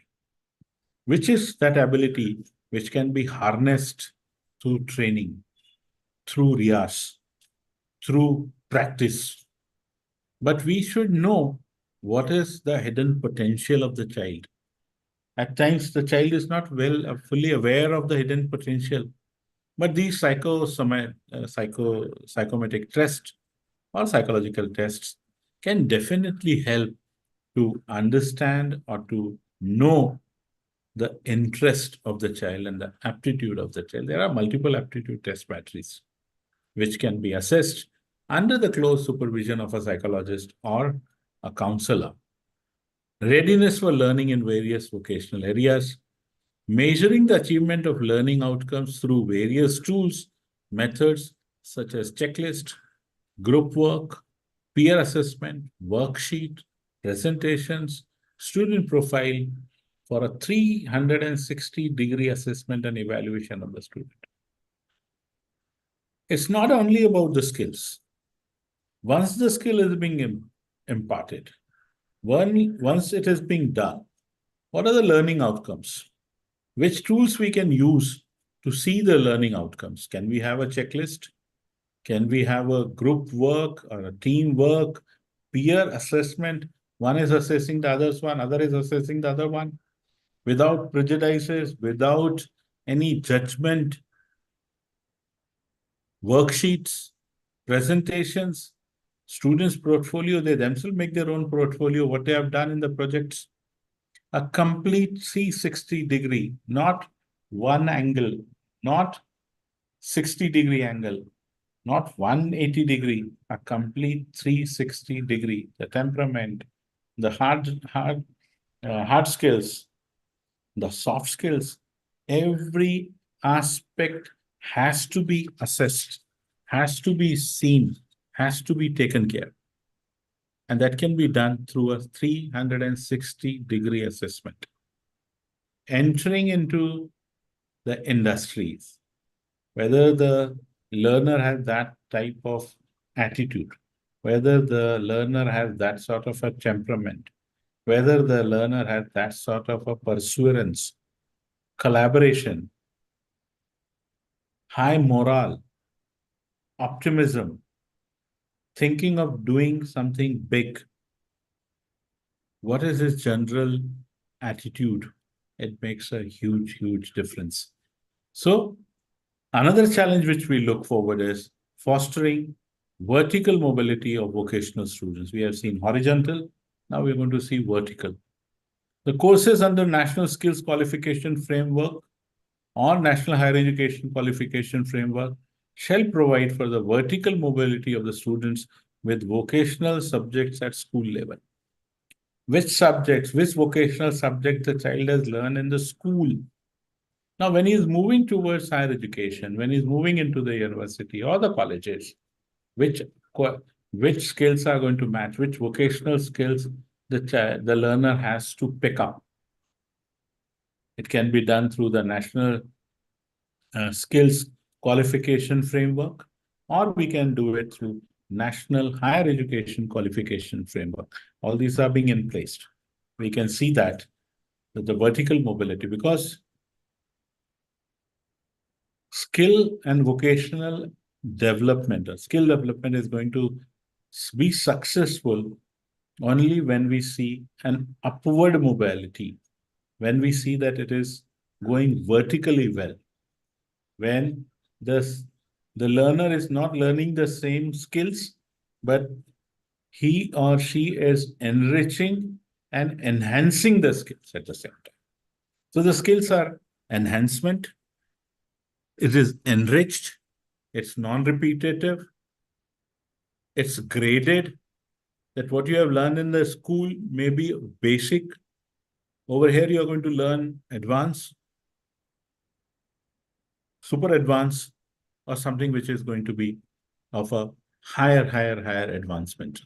So upgradation, grading, a progression should be felt by the student that he is moving upward. He is learning something new, which he or she has not learned in the school. So something upward mobility encourages the learner to move vertical. If the same knowledge I'm going to learn in this college, probably I will be disinterested. I may not be motivated enough, or I will not be inclined to continue my vocational education. So upgrading, enriching the syllabus, the content, the knowledge, the outcomes, the employability skills. If we can do that, it is going to make a huge difference in overcoming the challenge of how we are going to foster vocational mobility of vocational students. Another challenge, which is the last challenge, which I foresee, or rather we all foresee, is ensuring professional training for the preparation of quality vocational teachers. We have to see who are these facilitators, who are these trained instructors, those who are going to implement this particular vocational training, professional vocational training. And for that, we also need professional vocational trainers as a facilitator, developing capacity of vocational teacher in use of innovative pedagogical approaches to teaching and learning, seeing that the teaching learning becomes enjoyable, seeing that it becomes refreshing, seeing that the learner is learning something new. And for that, we are supposed to develop the capacity of vocational teachers also.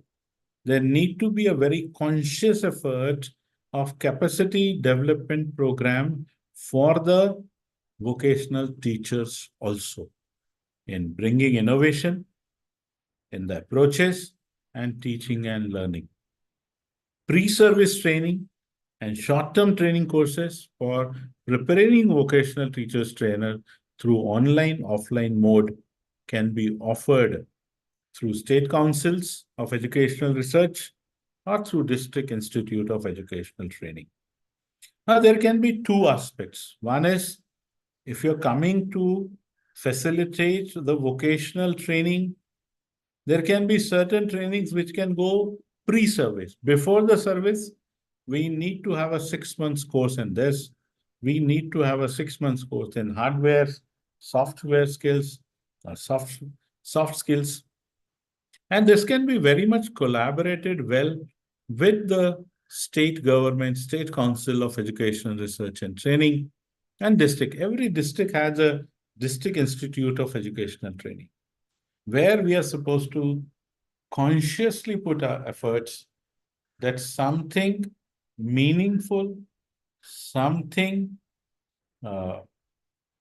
which enriches the knowledge of the trainer too.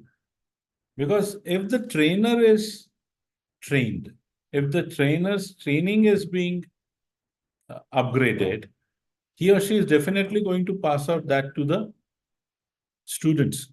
If the stagnancy is there in the trainer itself, probably it is going to be a boredom experience. Probably the trainer will going to lack the motivation, which we all look forward as a role model for the learners.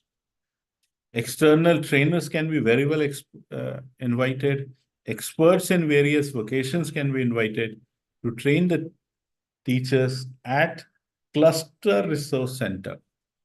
Rather than going into one institute and training the 3-4 trainers, there can be cluster training centers or resource centers where the trainers from the nearby areas can come and invite the new training or the learning. There can be block resource centers which can be governed by District Institute of Educational Training. So somewhere external trainers have to roped in, experts have to call them, and they are supposed to be called up at a one place where teachers from or the trainers from nearby institutes can come and enrich their knowledge. Ensuring that vocational training providers meet quality standard across institution based on common norms. There should be a common norms for the quality standards, even for the trainers. You can't have different standards for different trainers.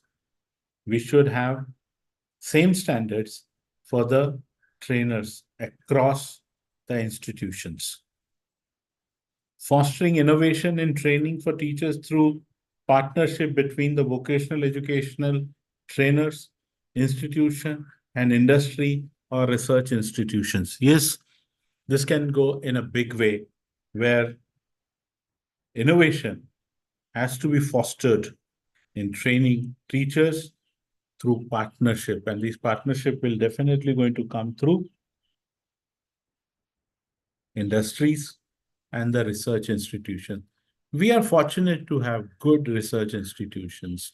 We are fortunate to have good Indian institutes of technologies. We are fortunate to have quite a number of Indian Institute of National Institute of Technology. We have potential, you may say, centers for excellence, whether when it comes to Bhabha Atomic Research Center, when it comes to ISRO, when it comes to Indian space. There are many, many, many institutions, those who can train the trainers, and these trainers can go down the lane to train further teachers, further instructors, further vocational trainers. So there are challenges, no doubt about it, but these challenges are to be met. And these challenges can be met only when we have sound vocational trainers, when we have a policy, when we have a very conscious effort that whatever is being previously thought of about vocational training, maybe in the school, maybe in the higher education, we are supposed to change that scenario. We are supposed to see that it is happening. And I see a trainer, a vocational trainer, is going to be of a pivotal importance when he or she is going to implement vocational training at the schools and at the college levels. So the responsibility or the ownership comes to the trainer. Learner comes at a distance, okay, it comes late. Whether as a trainer, I am specializedly trained for the skills which I am implementing. Whether my knowledge is upgraded from time to time through rigorous training or through mentorship or through job instructional training or through on-the-job training. All these parameters are going to play a very, very significant role. So, teacher, infrastructure, intent, conscious effort, transfer of the training, all these are very, very significant when it comes to vocationalization or the skill development in higher education. Over here, again, we will take a break. Last 15 minutes, we are going to keep for the question and answers, okay, where you can ask me the questions. I will uh, try to give answers to my best of the knowledge. We will have the question hour session somewhere around 2:20, okay, and 10-15 minutes question and answers, and we will be concluding around, say, about 2:30, 2:35, okay. So we'll be taking a break for another 10 minutes, and after that, we are going to meet again. Looking forward for the steps taken by the government to boost the skill-based education when it comes to the NEP. And we are going to see in nutshell what skill development is all about and how we are supposed to bridge the gap and take on the role of the private university institutions and all. So see you at somewhere, again, it's 13:42. We are going to see you at 13:52.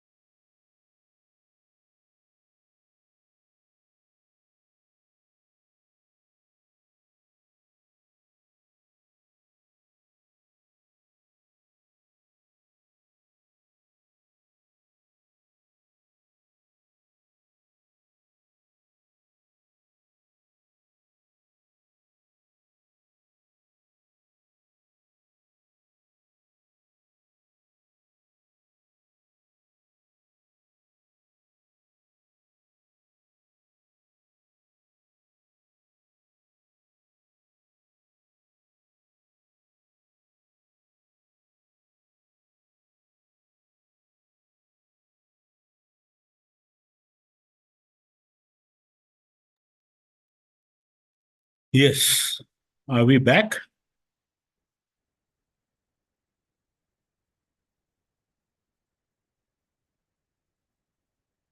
Can you hear my voice? Thank you. So we are going to take a quick review what we have done, and then we will see what the steps taken by the government to boost skill development. We have seen the meaning of skill development in education, particularly. Skill development actually refers to identify one's own skill gaps. That means everyone has to see that what is being required and what they possess.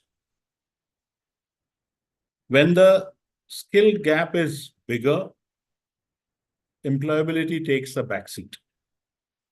When the gap is less, employability is something which runs in a good ratio, in good probability. The percentage of employability is more. At the same time, it talks about learning new skills. At every stage of the life, at every point of the life, we are supposed to learn something new. We see today how elderly people are using smartphones. A time was there when there were a lot of inhibitions, how senior citizens will be using smartphones. But there is always a possibility that we can learn new skills at any age. So age is not a detrimental factor. Yeah, there may be possibilities of speed, fast, how you can learn when age is with you. Space may be an issue, but we can learn new skills at any stage. At the same time, we are supposed to enhance the existing one also, sustainable. How we are supposed to do that, how we can do it, is upgrading yourself, working on, not keeping it in isolation or in an abstract one, rather than more in a meaningful way. It's not only about the hard skills, okay? We, most of the time, whenever it comes to skill development, there is a notion which goes, is something hardware has to be learned, something hard skills have to be learned. But it encompasses a broad range of soft skills. The soft skill is again a core area which needs proper attention, such as communication, because communication is the key in understanding the skills and communicating it to the others. What is communication? It's not about only communicating the messages from one to another. It has a lot to do with the listening. Are we good listeners? Are we good interpreter? Can we interpret the messages? Can we decode the message which is being put across? Can we understand the inferences? Can we understand the motive behind the particular talk? Communication is key. Critical thinking is another area which needs lot of what I would say development or capacity building onto that. We have to see how people work in a team. We can be good individual players, but when it comes to team, are we serious good players? Do we understand each other's considerations, each other's uh, strengths, each other's weaknesses, likes, dislikes? Teamwork is key. And hard skills, as we all know, is about the technical know-how or technical proficiency. We are supposed to bridge this gap of talent skill gap, because India will be the highest and rather the largest working age population in the world by 2030. We'll have going to have a highest number of individuals, those who are going to be in the population of young age, we can say. It is necessary to have opportunities of employment for this age group, and mere academic education may not suffice the purpose. Only degrees, or certificates for that matter, will not going to give us what we all are looking for. It has to be somewhere skill incorporated. To realize the full potential of Indians' rich demography dividend, it is essential to equip the young generation with skills in various trades. As we know, probably India is the only country of the Southeast Asia where we enjoy the demography, where we enjoy the summers, we enjoy the winters, we have rainy seasons, okay? Where in other part of the world, they don't have that privilege of having 4 seasons as such. We have that. We have a diversified demography, and we are supposed to cater to these diversified demographic and take it as a dividend. The talent skill gap exists at various levels, and it is significant. It is affecting the employability scenario in almost every sector. As I mentioned, yes, the bigger the gap, bigger the issue with the employability. Lesser the gap, lesser the issue with the employability. Due to this gap, business are unable to find and recruit talent that matches their expectations due to the lack of futuristic skills. Every industry is looking for a futuristic skill. And if that futuristic skill is missing in the candidate, the industry is not going to recruit. Rather, industry is going to say big no. So we need to cater to the expectations of the recruiters also, that what they're looking for. If they're looking for the futuristic skills, that means hands-on experience and what they can do in the future. I think we should emphasize on that. The major reason for this inadequacies in our education system with the companies not prioritizing on-the-job training. Or for that matter, the curriculum was not supporting on-the-job trainings. Right now, yes, through national education policy, a change is going to happen, and where semesters and certain credits of the training is going to be the part and the parcel of the curriculum itself. So it will change the scenario.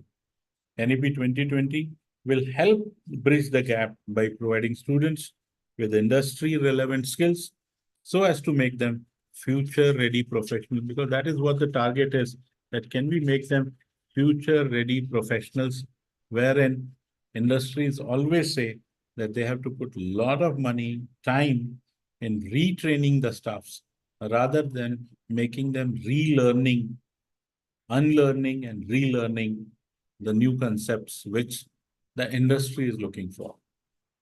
So something which is to be done by a futuristic approach. At the same time, the curriculum has to be prepared in that manner. Employability of the students will have to be addressed in a planned manner with a futuristic vision. Because if the students are coming to the institutions, universities, colleges, if we ask them a basic question, why they have joined the education, why they are going for higher education, they will always say, we are looking for the employability, we are looking for jobs. Yeah, we will going to definitely going to have few handful students which will say that they are learning for the knowledge sake, but that number is less. We are supposed to, I agree, that we are supposed to prepare a mindset. A rigid mindset is not going to give what the results we are looking for. We are supposed to go for a receptive, open mind, creative mindset, where the receptivity is of a higher level, where the new skills are being learned without resisting to learn, with open mind, with open heart so that it goes a long way. NEP 2020 has advocated for integration of vocational education programs into mainstream education in educational institutions in the phased manner as we have seen it. That is being proposed and it is happening. And it is not happening in a haphazard manner. It is going to happen in a phased manner. One at a time, 1 year at a time, one class at a time, one semester at a time. It's not going to be done in a very, very hectic or hasty manner. NEP 2020 further envisions that vocational courses will be available to students enrolled in all bachelor's degrees programs, including 4 years multidisciplinary also. Every program, every stream, every faculty has to have vocational training, vocational courses in their curriculum. It is mandatory. Rather, it is the part and the partial of the program itself. The pivotal role played by NEP in promoting skill development is recognizing the role of NEP in skill development. The government has introduced an exhaustive framework that integrates skill development across all educational levels. That means right from the schools to the institutions of higher education, everywhere. Not a specific, I would say, strata is left, class is left, everywhere it has been introduced in a very systematic manner. From the fundamental stage to higher education, the aim of NEP is to equip students with the vital competencies and abilities to thrive in a rapidly growing world. The world is growing, okay, and it's going very fast. Today we talk about Chat GPT. Today we talk about artificial intelligence. Today we talk about robotics. Today we don't know what the next moment is going to be. Very, very significant, very, very rapidly growing world. And in that, we are supposed to equip our students with vital competencies and abilities so that they can cope up with whatever changes are happening. Positive changes are happening. They should be equipped with that. The role of the NEP in skill development is to create a generation of skilled students ready to take up on challenges, opportunities of the future. Not only about India, but the world, because the world itself is becoming a community. Human resources are being the best resources which are being exchanged. We have seen youths migrating to more progressive, advanced, challenging areas. So we are not supposed to create a citizen for India, but a global citizen who has competencies which can be challenged worldwide.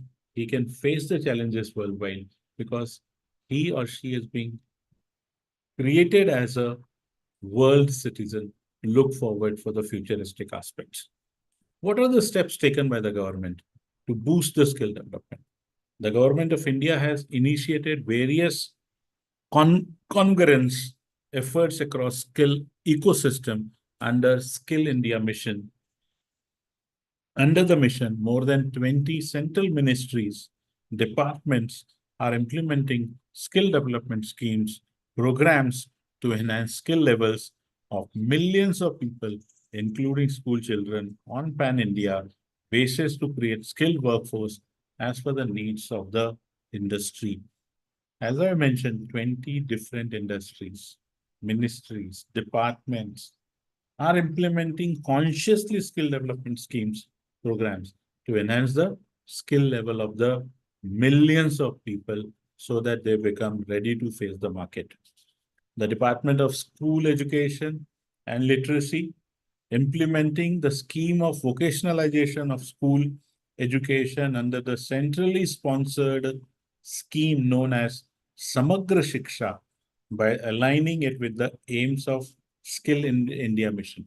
So Samagra Shiksha is also an integral part of vocational education in the schools.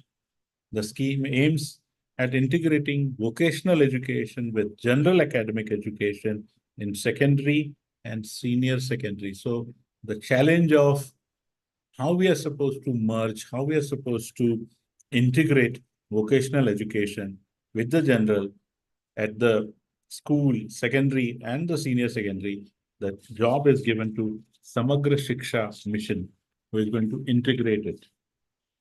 The scheme aims at enhancing employability and entrepreneurial abilities of the students, providing exposure to work environment and generating awareness among students about various career options so as to enable them to make a choice in accordance with their aptitude, competence, and aspiration, and I would like to add interest. Choice is being given. What the child likes, what is his basic aptitude, what is his basic competency, what he aspires to be in the life, what he wants to be in the life. Can our skill development programs or the vocational development programs go in that direction, which even considers the aspiration of the child, what he wants to become, whether he wants to become an entrepreneur, whether he wants to become an employee, whether he wants to become a manager, executive, supervisor, what, a leader. The scheme covers government and government aided schools. So almost all schools are governed by government rules and regulations. So this scheme is going to be primarily going to be covered by the aided government and central government Kendriya Vidyalayas, Navodaya Vidyalayas, select Navodaya Vidyalayas with the pilot study and seeing how it effectively works. At the secondary level, that is standard 9th and 10th, vocational modules are offered to the students in additional subjects. At secondary, senior secondary level, that is standard 11th and 12th, vocational courses are offered as compulsory subject. See, there is a change. The moment you make it compulsory, it comes into your curriculum. So it is made mandatory at 11th and 12th, but the objective is that every child must go out of the school with one minimum skill of enhancement.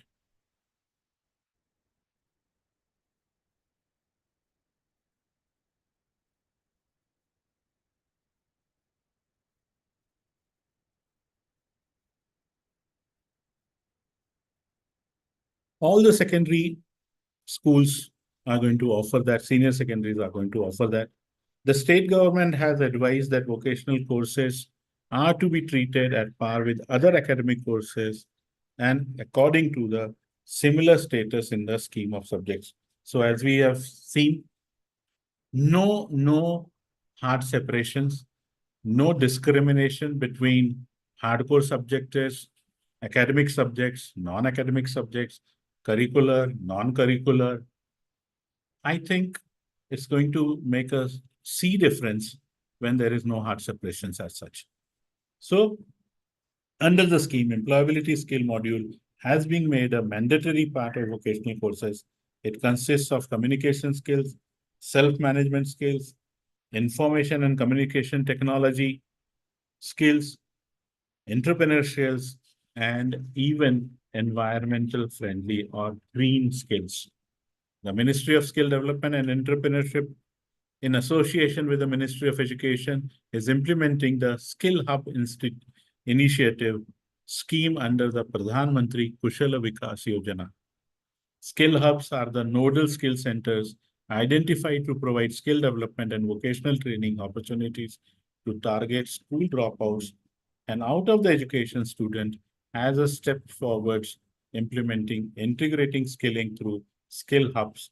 A pilot has been launched on 1st of January 2022. So the initiatives are there. Big initiatives, if I talk about, in the skill development, where somebody from the audience has talked about the mindset. Yes, we have to work on the mindset. And if we are able to have a positive, creative mindset, we can change the scenario, which is right now seems to be not very positive. but national education policy is going to make a sea change in that. So I'm opening up this forum for discussion. If anyone has any questions as such, you can please ask me the question and we can go ahead for the question and answers.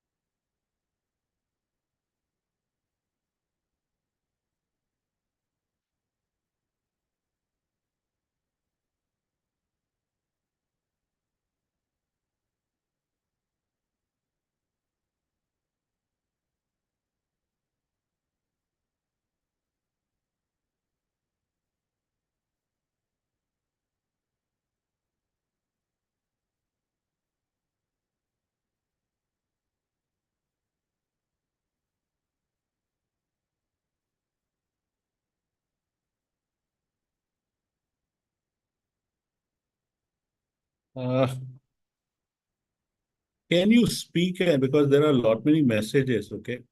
So I would like to request, you can unmute yourself, okay, and ask the question.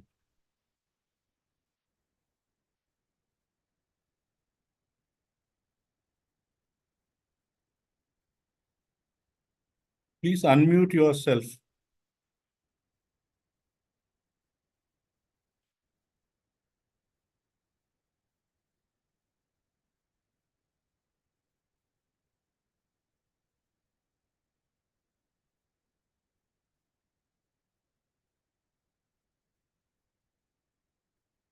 Can you give specific example of how these changes will impact medical education?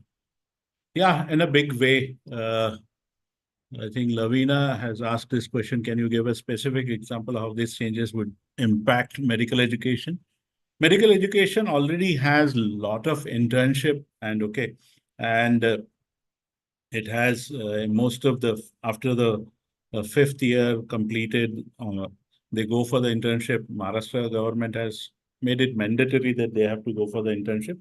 The reason of that is completely different, that rural Maharashtra are not able to get the best of the doctors or the for medical help which is being required. This particular national education system, which even propagates the subjects have to be taught in mother tongue. And most of the universities, if to my best of the knowledge, one of the medical university in Uttar Pradesh has adopted Hindi language to come up with the medical exam education.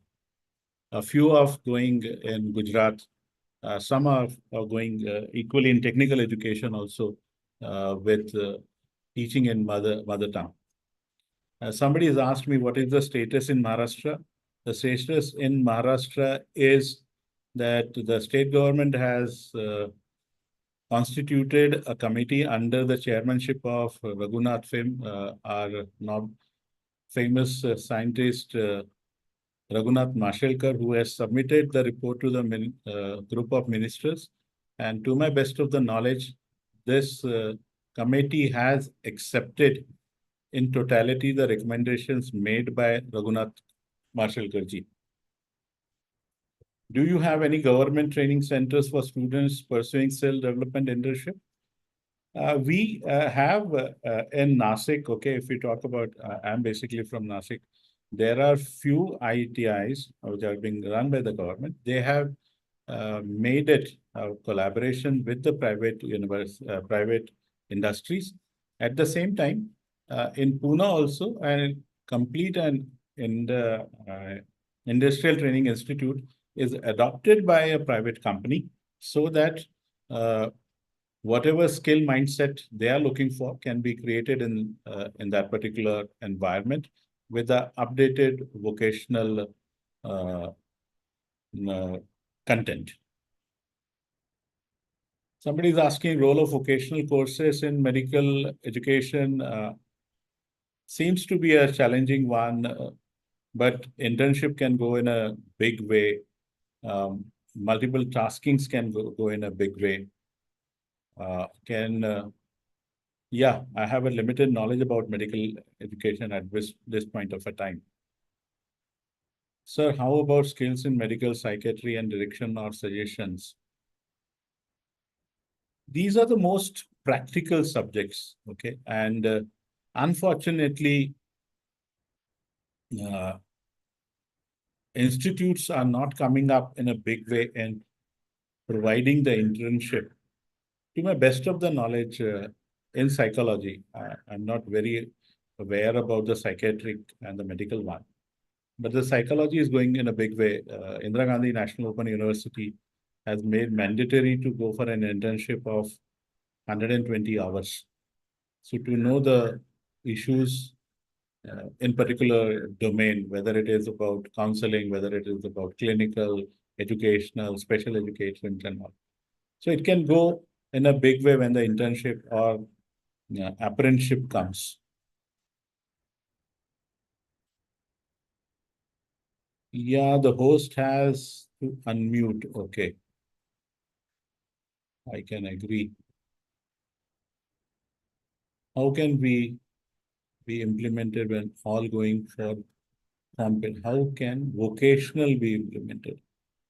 Uh, it can go still because when we say there is no hard separations between the curriculum and the extracurricular subjects, these are also going to be the subjects where you will have exams, where you will have theories, where you will have practicals. So they will be treated as subjects. So I don't see that it's going to have any impact on competitive exams because in competitive exams also these subjects are going to be included at one point of a time. May not be today, but in future they will be included for sure because it's an initiative of the national education policy which is going to be taken care at every point of time. So it will be taken care.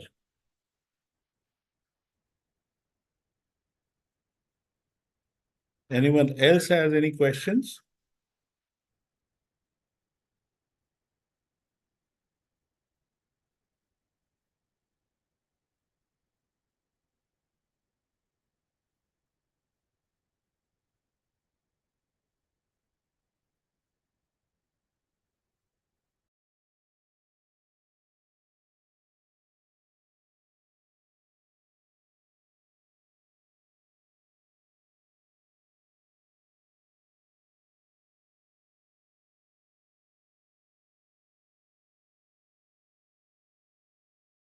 Education or existing teachers will be trained.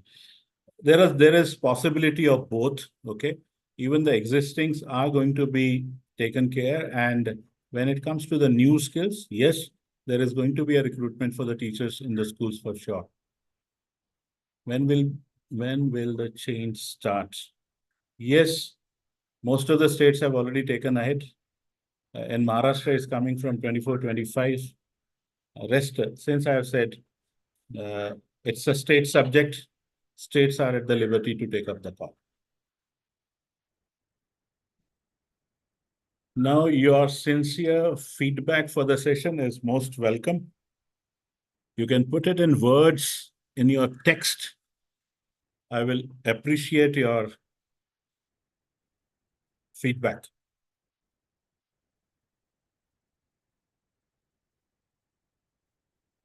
Hello.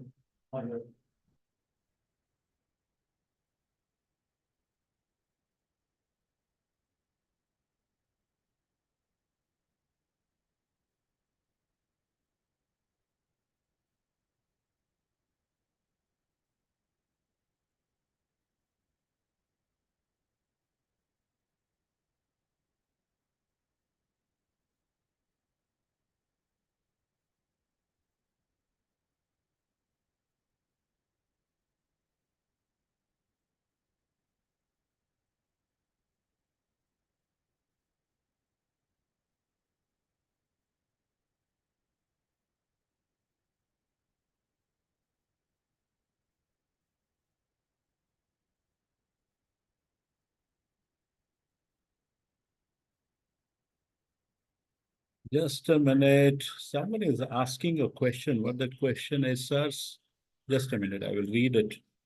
So some industry charge for internship, this limit, the willingness of students for some extent. Can we promote more mm, aided skill development centers in field of science and technology? I think yes, suggestion is good. There are industries, but to my best of knowledge, okay, you may correct me, but there are industries, those who even pay for internship also because they get somebody who helps them into their day-to-day work also. I don't have much knowledge about paid internships, but I work in the field of psychology from last many years. I have not came across that internships are being paid that way. Yeah, there are centers, those who charge for their mentoring the student for sure, and it helps in upskilling their tasks also. But there are quite a many institutes, those who don't charge. Is there any exam required in every assessment of vocational training? Yeah, why not? There need to be an assessment, an examination, maybe practical examination, most of it, not the theoretical, but practical. Thank you, sir. I was not aware that such profound changes are going to take place at the school level itself. This is a game changer for education in India. Thanks for informative and talkative session. Yes, it's a game changer, and we all are supposed to be optimistic. But the role of the teacher is going to be significant, I'm telling you. If the teacher is open, receptive, ready to learn and change, I can assure you this national education policy is going to be a game changer. So a lot of things depends upon teacher. At the same time, a lot of things depend upon the state governments also, because this whole implementation of this national education policy is going to need a lot of infrastructural changes, a lot of recruitment will be required, a lot of mindsets have to be changed. The biggest challenge is to work on the mindset. And I think the group, which consists of more than how many we are, more than 100 plus, are going to be dangerously optimistic about the changes, because we have to bring that change. Okay, nobody else is going to bring change. And any forceful change has a lot of resistance. So accept the change in the best of the interest of our students. Because everything, if it is being centered toward the students' development, a teacher is a genuine teacher who has taken this profession to be a teacher. I am addressing it a teacher, a faculty, wanted to see a positive change. Because somewhere they were not so happy with the system at one point of the time. Today, they are in a role to bring that positive change. Anything else? We still have 3 minutes to go.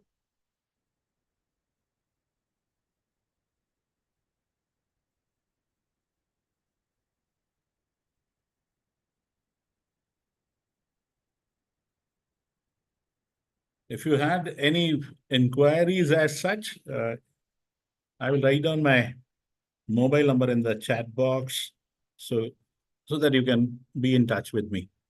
It's 94231 77739.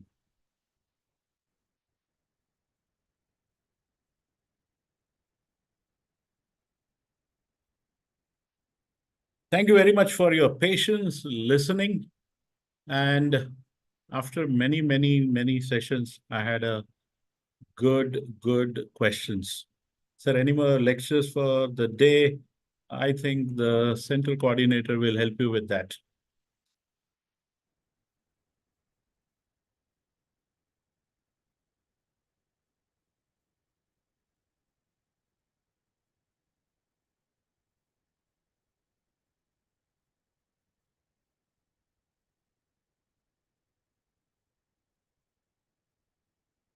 My phone number is 94231 77739.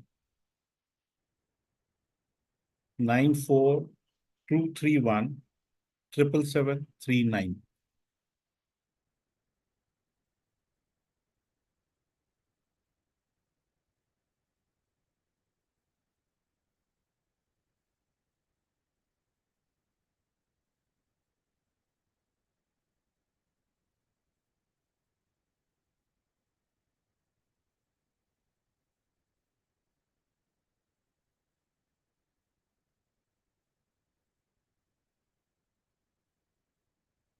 Yes, I am very much available on WhatsApp on the same number.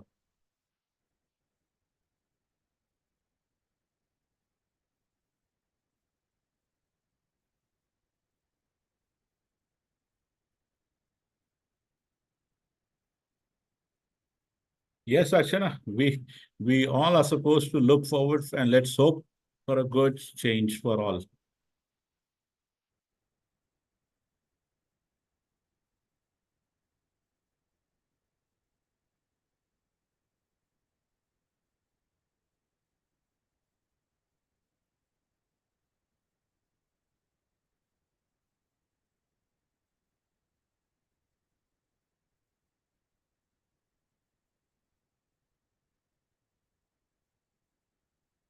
Exactly. Change is the only permanent thing in the world, and that is going to be consistent change and change and change.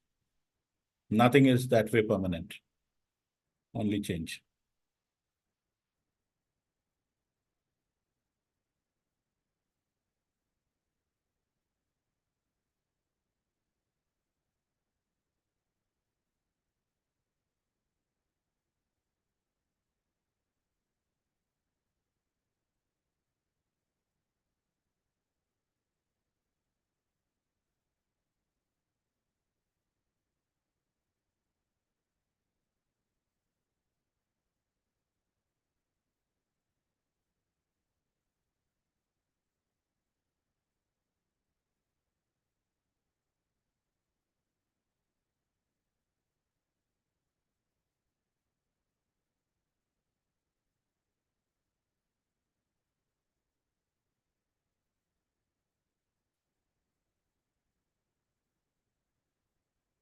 So if there is no business, should we leave the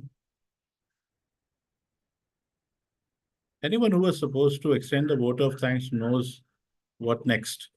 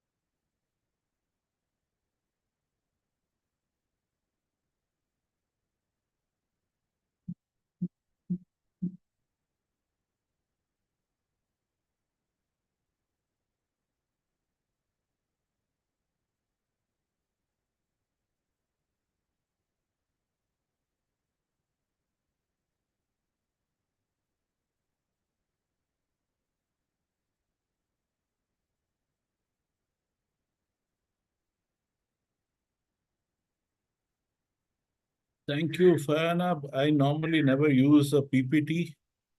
I go with my instincts, and at times I go with whatever I have.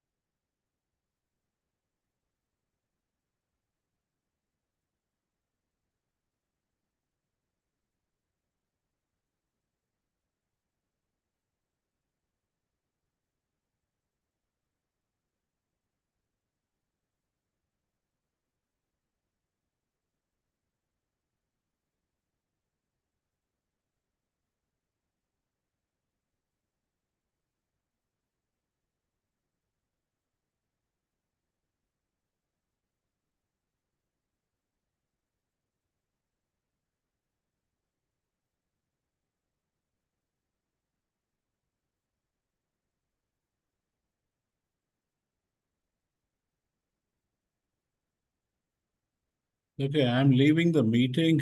You can continue. Thanks a lot.